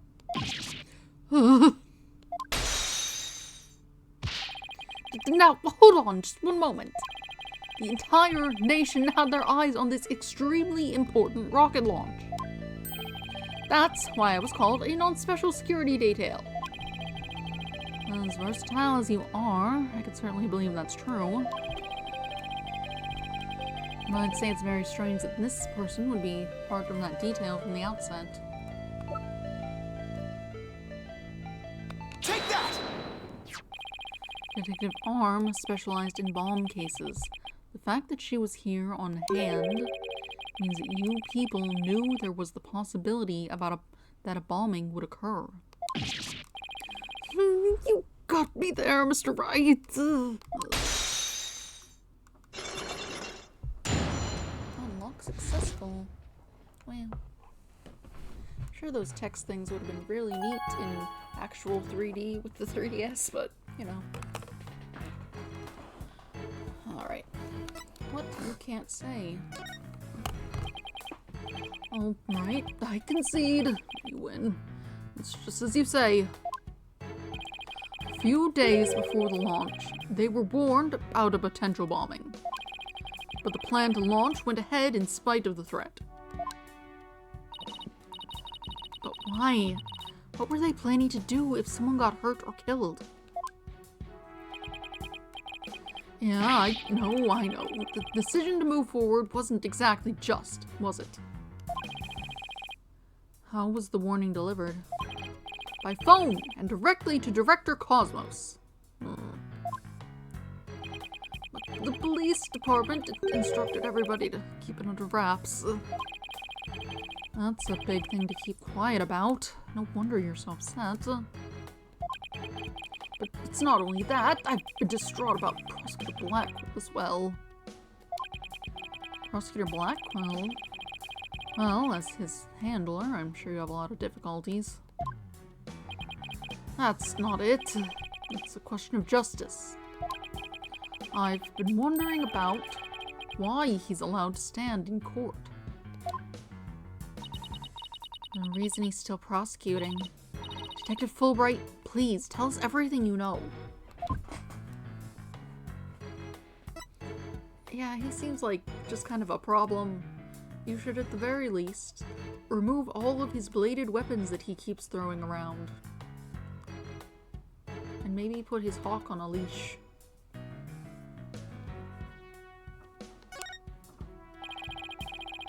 Well, talking to you folks about it would definitely be breaking the rules. Never mind that. What are rules but things to be broken, right? Well, to tell you the truth, having a prisoner act as a prosecutor is highly irregular. Yeah, I figured. I think we guessed that much. So why is it being allowed? I've been wondering about it.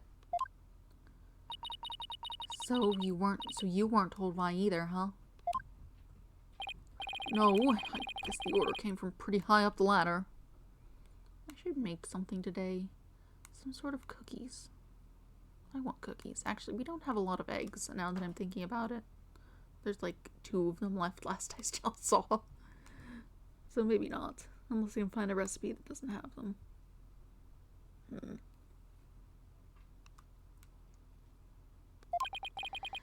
Yeah, it would have had to have. But Prosecutor Blackquill told me once. The hunt I've been on for the phantom of 7 years past continues even still.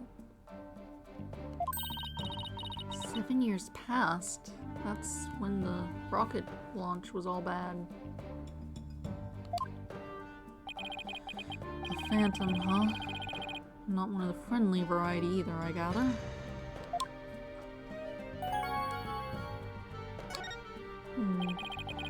This phantom of 7 years past, any idea who or what he was talking about? Not a clue. He seems to think this phantom is behind this whole incident somehow. But wait a minute, he thinks they may be connected to this case? Yep, this case has way too many similarities to what happened 7 years ago. For starters, that case happened right here at this very Space Center too.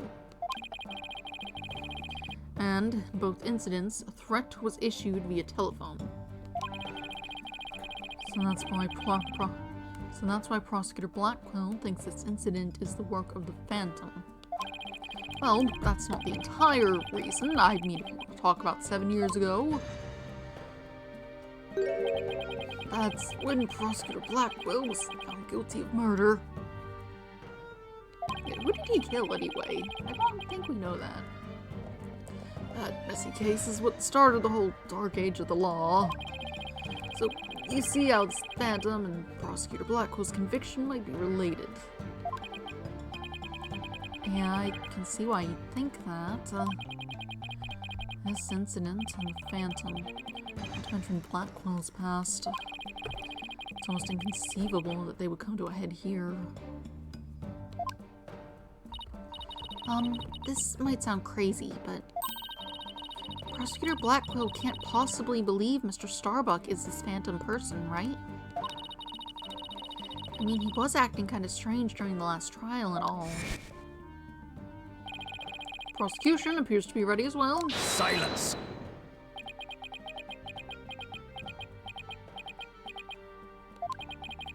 Not yet. I'm not quite ready yet. Ah! Ah! No, I doubt he thinks Mr. Starbuck is his phantom. But I do get the feeling that he thinks the defendant has ties to them. Which is why he's acting so impatient. He's got a personal grudge against Mr. Starbuck. And that's not real justice.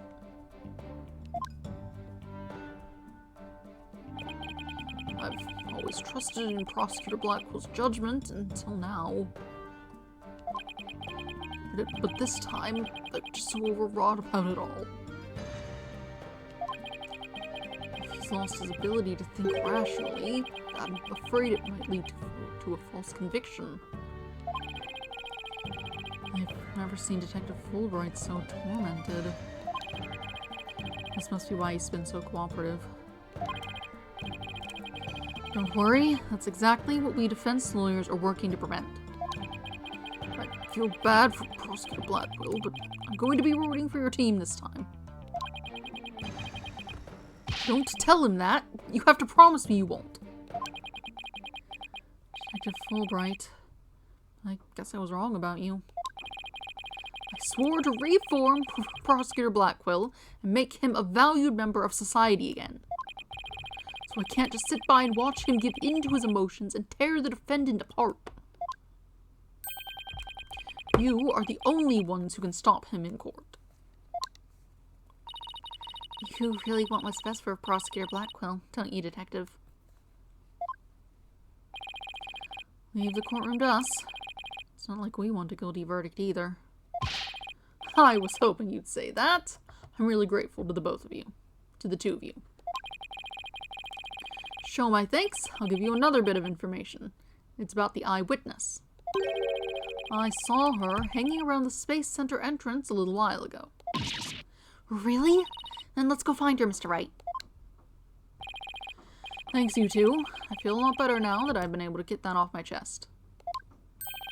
I'm going to work extra hard to find that perfect piece of evidence for you. In justice we trust on 3. 1, 2, 3. In justice we trust. Okay, later.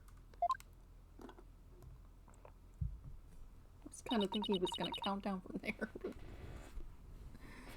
There he goes. Wait, were we supposed to say in justice we trust back there, too? Let's go see that witness now.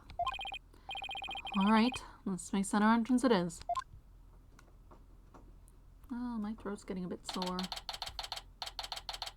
December 19th, Cosmos Space Center entrance. The witness must be around here somewhere. Hello there. Hello, hello.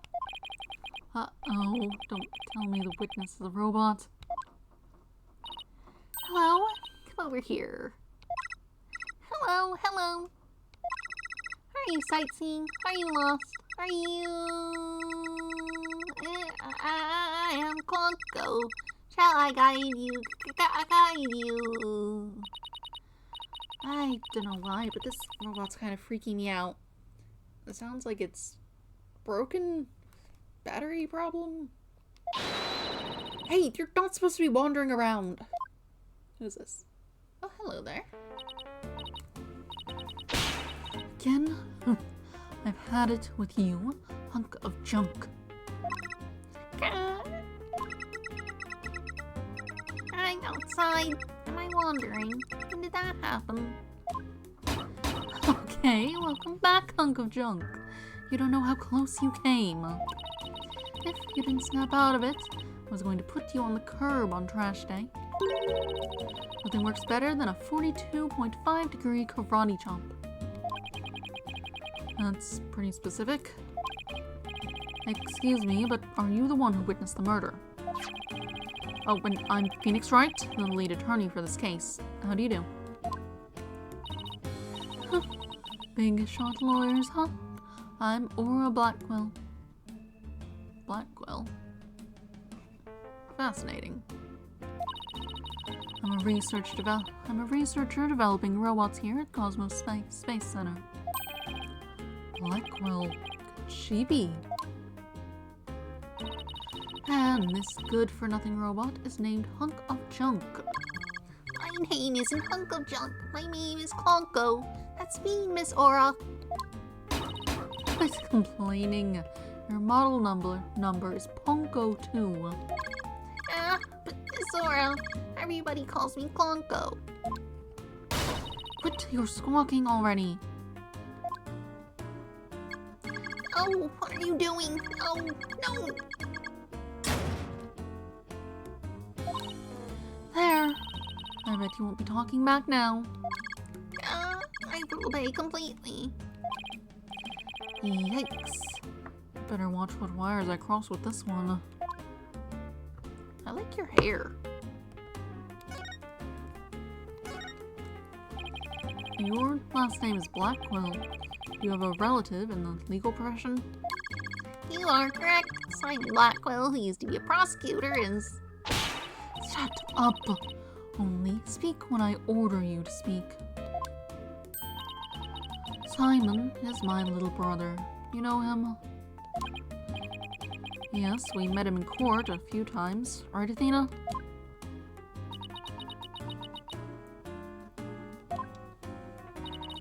What a dull creature. Has her switch been turned off? Athena being shy. This is new. Oh yeah, I heard he was prosecuting again, despite being a prisoner. Why doesn't he just stick to solving disputes among inmates in prison, right? Hey, what do you think, hunk of junk? Miss Aura, that hurts. I'm asking you a question. Why don't you answer me, useless hunk of junk? Miss Aura, you told me to only speak when you order me to speak. I told you to never talk back to me. You're worth more as scrap. Robot abuse, hawk attacks, Blackwell family life must sure be interesting. Well, do you have any other questions? Wait, of course you do, you're a lawyer. It's not like I'm on Simon's side or anything. I just want to get this over with.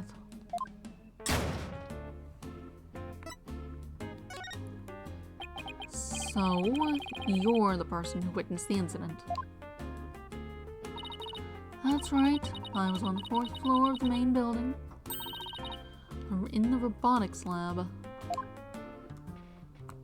The explosion disabled the elevators, so I lowered my emergency ladder like the detective leading the evacuation told me to. But it was such a pain. Why couldn't they have used the ladders in the other rooms? It must have been a very troubling experience. Probably best to just humor her here. And as I passed by the 3rd floor boarding lounge, one window on my way down, I saw the crime as it happened. And that's about it. So you saw the crime as it happened, and that's about it. I see. Wait, what? You saw it being committed. This is the wrong voice. You saw it being committed. This is no time to just nod and repeat. So you saw into the 3rd floor lounge. Oh, there's a window over there. I didn't notice it. I thought that was a mirror. It's small. The very scene of the crime. That's right. There's a small window on the right-hand side of the room. I looked through that from the outside. The room was pitch black, but I saw a shady figure holding a lighter in their left hand. And a knife in their right. That must have been the culprit. Did you see who that person was? Of course not. The power was out on that floor then. There was only that tiny window. Should have let in more light than that. I see, but you did witness the moment of the murder. Yes, I saw the figure with the lighter raise their knife and... It happened at precisely 10 a.m. Did you witness anything else? Did the killer have any distinguishing features? I already told you. It was pitch black in there. Although, I did notice the lighter the person had in their left hand had a pretty ornament on it. It looked like a planet. It was blue, like a little Earth emblem. They had good taste in knickknacks anyway. Why would you have like a keychain on your lighter? That's weird. An Earth emblem on the lighter. I better remember that. Unless you mean the lighter itself had the design on it. An ornament makes me think it's hanging. Your statement added to the court record. Perp held a lighter with an earth emblem on it in their left hand and a knife in their right. An emblem sounds more like it's part of the design of the lighter itself.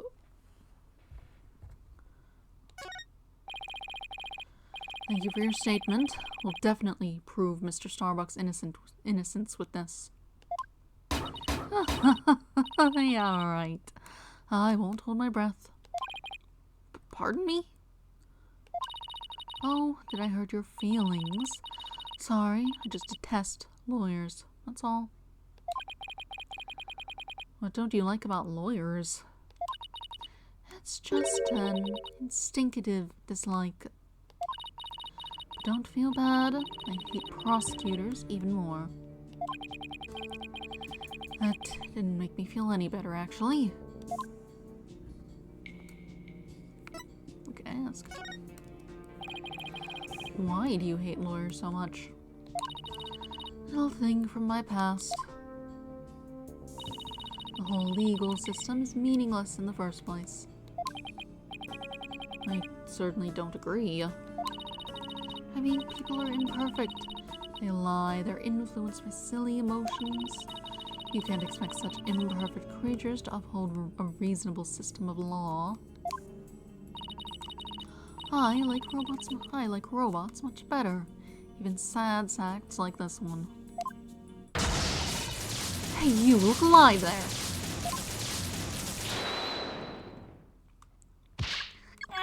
Yes, here I go. I am the ultimate robot with amazing processing speed. I can occupy a vacuum with extreme robots rule the world. Alright, that's enough out of you. I'm getting a little too carried away. Huh? What was I doing? Yep, I like robots much better. At least you can make them any way you want them. Unlike humans with their petty emotions and constant worries. How can you say such things? Feeling emotions, worrying about the things we care about, that's what makes us human. And that's exactly her problem, and is why she's saying this. Well, the girl finally talks and she starts with a speech. That's what makes us human. You mean getting angry and snorting like that? Rational thought. That's what separates humans from animals. Unfortunately, your reasoning capabilities are more akin to that of a clever little monkey. But that's nothing to be ashamed of. It must be nice to have such a simple mind. Can I punch her, boss? Get a hold of yourself, Athena. Humans certainly are absurd. I said you were clever, didn't I? Poor thing. Tell me, with people like you in charge, how can I possibly trust the legal system? So you just trust not only lawyers and prosecutors, but the whole legal system. What in the world happened to this woman to make her so bitter? Probably something to do with that brother of hers. Even if somebody important to me was killed, I would never wish to see their killer brought to trial. Because I'd much rather kill them myself. You can't be serious. That thing you're wearing around your neck. Oh, this. Around Athena's neck? Does she mean widget? Oh, I get it.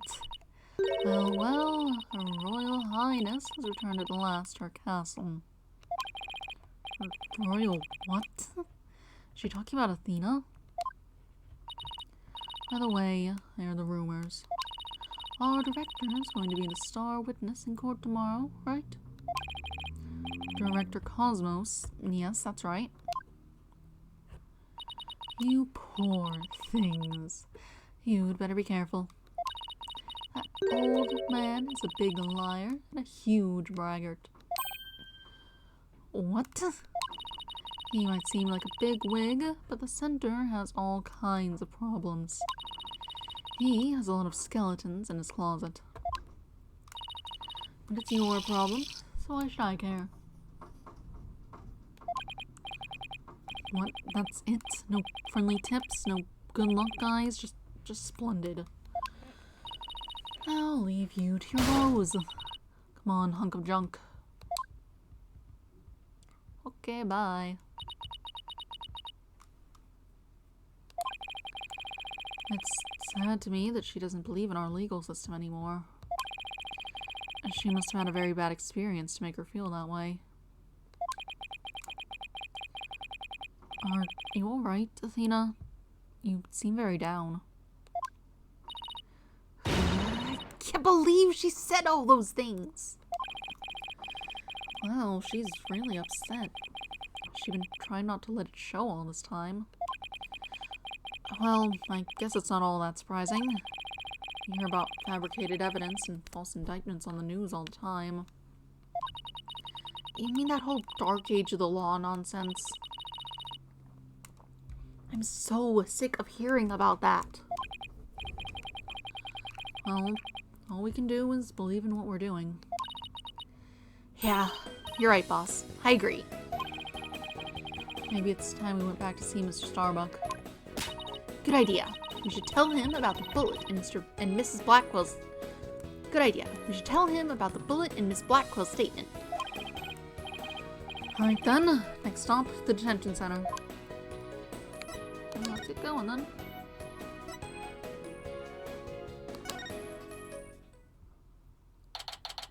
How are you doing? Sad. December 19th, detention center, visitor's room. My lawyers are here. It must be bad news. Not necessarily. We found a new witness. A researcher saw the moment of the murder through the lounge window during her escape. Really? So they're going to let me go? Unfortunately, it was dark and she couldn't identify the person. I should have known. The stars never aligned just right, too.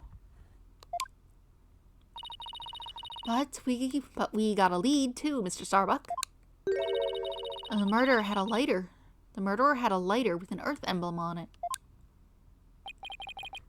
A lighter with an Earth emblem. Ooh. Did you remember something?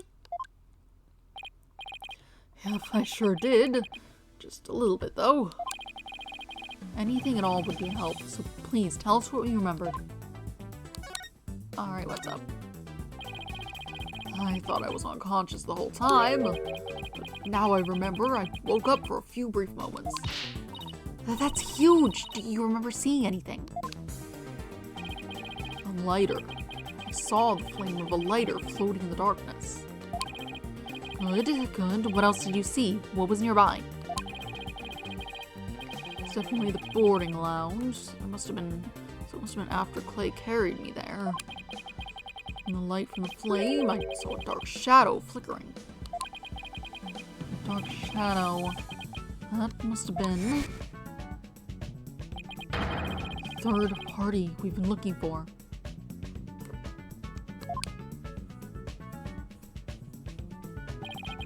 Thank you, Mr. Starbuck. You've been more help than you know. If we can prove there was this third person at the scene and that they're the real killer, then you'll be cleared of all suspicion. The key will be whether or not we can identify this third person in court tomorrow.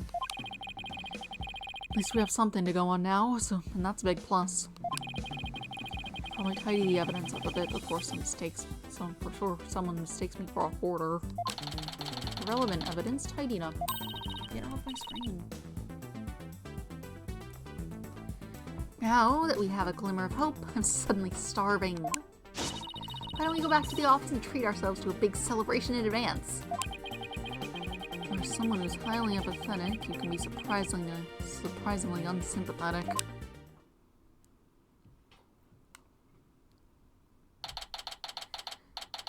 December 19th, Wright, Anything Agency. So you found your strategy for tomorrow's trial, huh? Good for you, Daddy. Well, it's one step forward anyway. Hopefully it'll give us a fighting chance in court. As long as we can find out who this third person is. Now let's get something to eat. I'm starving. My vote is for Eldoon's noodles. Oh, Apollo!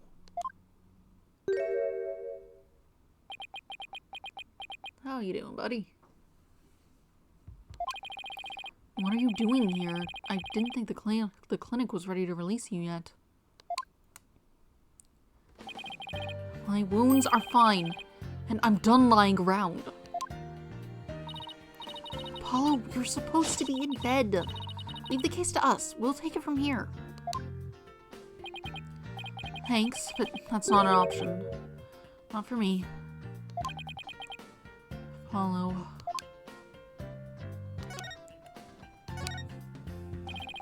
You shouldn't underestimate your injuries, Apollo. I don't want you overdoing it. I'm fine. I'm not in pain anymore. Besides, they just gave me an IV at the clinic. An IV isn't a cure-all, Mummy Man. Anyway, just tell me how the case is going. Have you guys made any progress? A suspicious figure was spotted at the scene. We think they must be the real killer. A suspicious figure, huh? Right. I thought you'd be happier than that. Oh, don't get me wrong, I'm happy. And I fully intend to see Clay's murderer apprehended. Absolutely nothing will get in the way of that.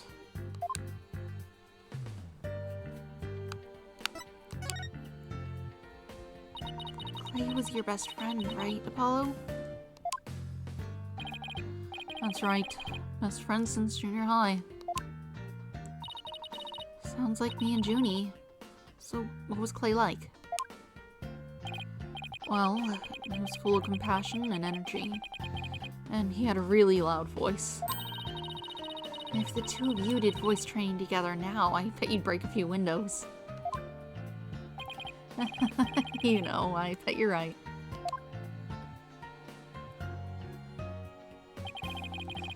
Seems like only yesterday, Clay was a guy who lived for his dreams. He used to talk about it a lot. He was going to be an astronaut, and me a lawyer.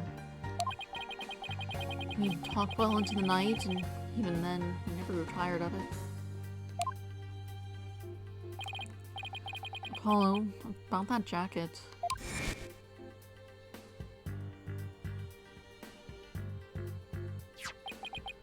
Oh, it's Clay's. I knew it. It's a special jacket. It was only issued to members of the HAT project. He was finally able to get one of his own once he was selected for the HAT-2 mission. He always looked so proud wearing it. But just when his dream was finally coming true, I still can't believe it. Damn it, it's not fair!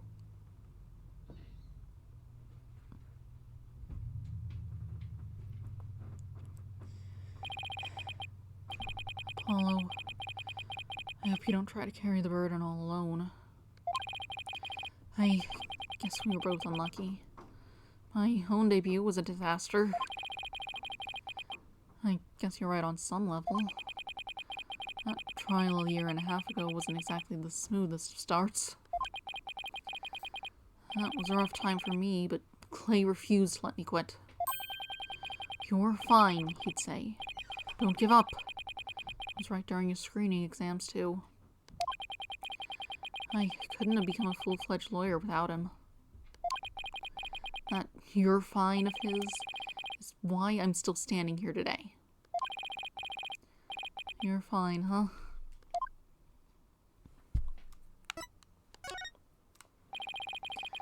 You're fine and I'm fine were like your catchphrases, weren't they?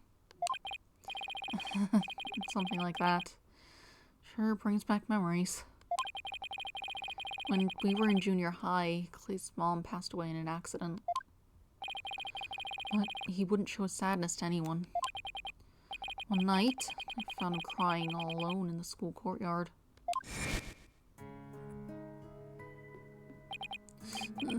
Mom. Get away, Apollo. Don't come over here. Clay, listen to me. I don't have a mother either.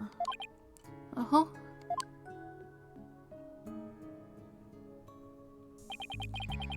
I always think everybody else has a mom. Why am I the only one?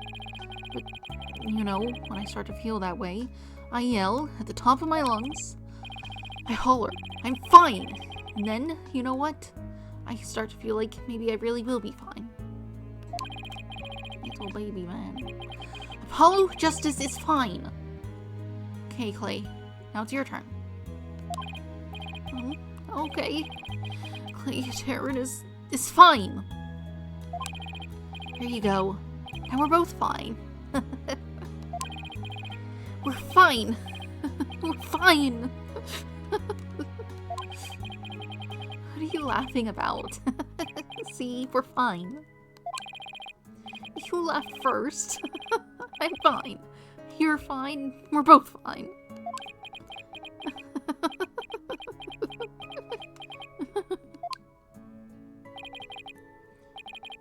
Thanks, Apollo.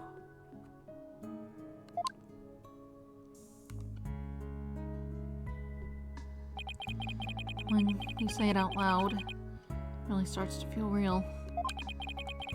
As long as you don't give up, you can keep on fighting.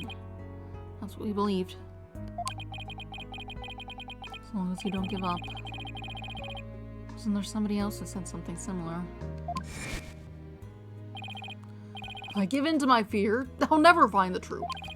As long as I don't give up, I can keep up the fight. Clay called Mr. Starbuck his mentor. Clay called Mr. Starbuck his mentor and looked up to him. I wonder if I can be a good role model for my staff like Mr. Starbuck. Sorry, Mr. Wright, but I'll be taking a leave of absence.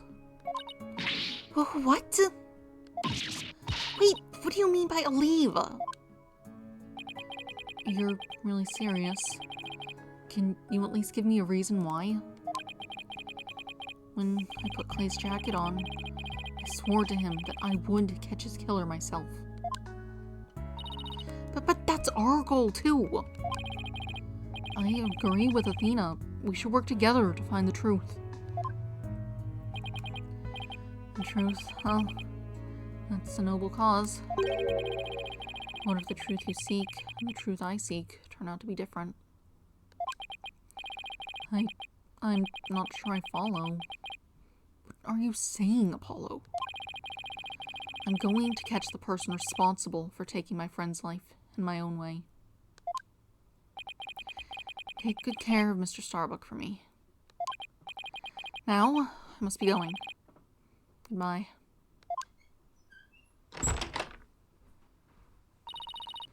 Goodbye? Did he just say goodbye?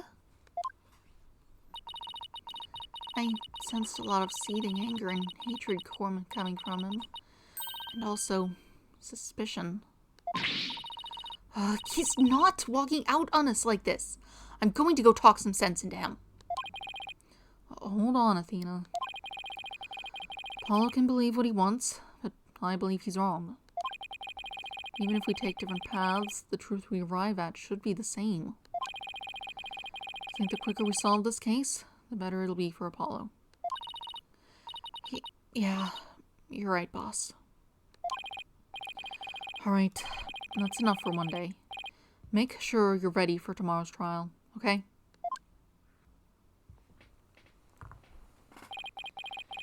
If you were here right now, Apollo would say, I'm fine. Everything is fine. I just hope things really do turn out fine tomorrow.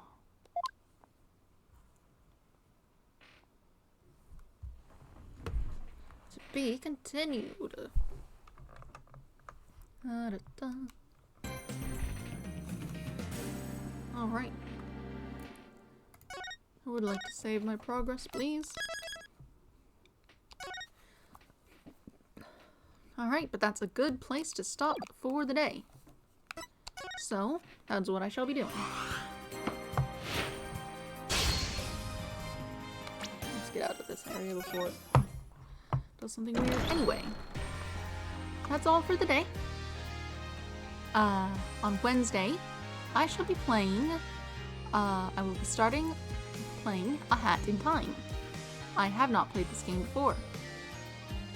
I believe I saw someone play it ages ago, but it was like a stream that I wasn't really paying attention to very much.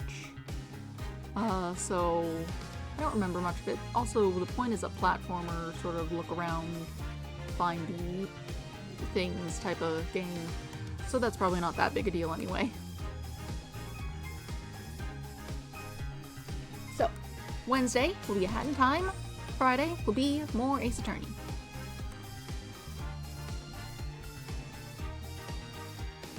Yeah, I suppose that's all there is to it. 7 a.m. as usual. That's all. Have a nice day. Goodbye.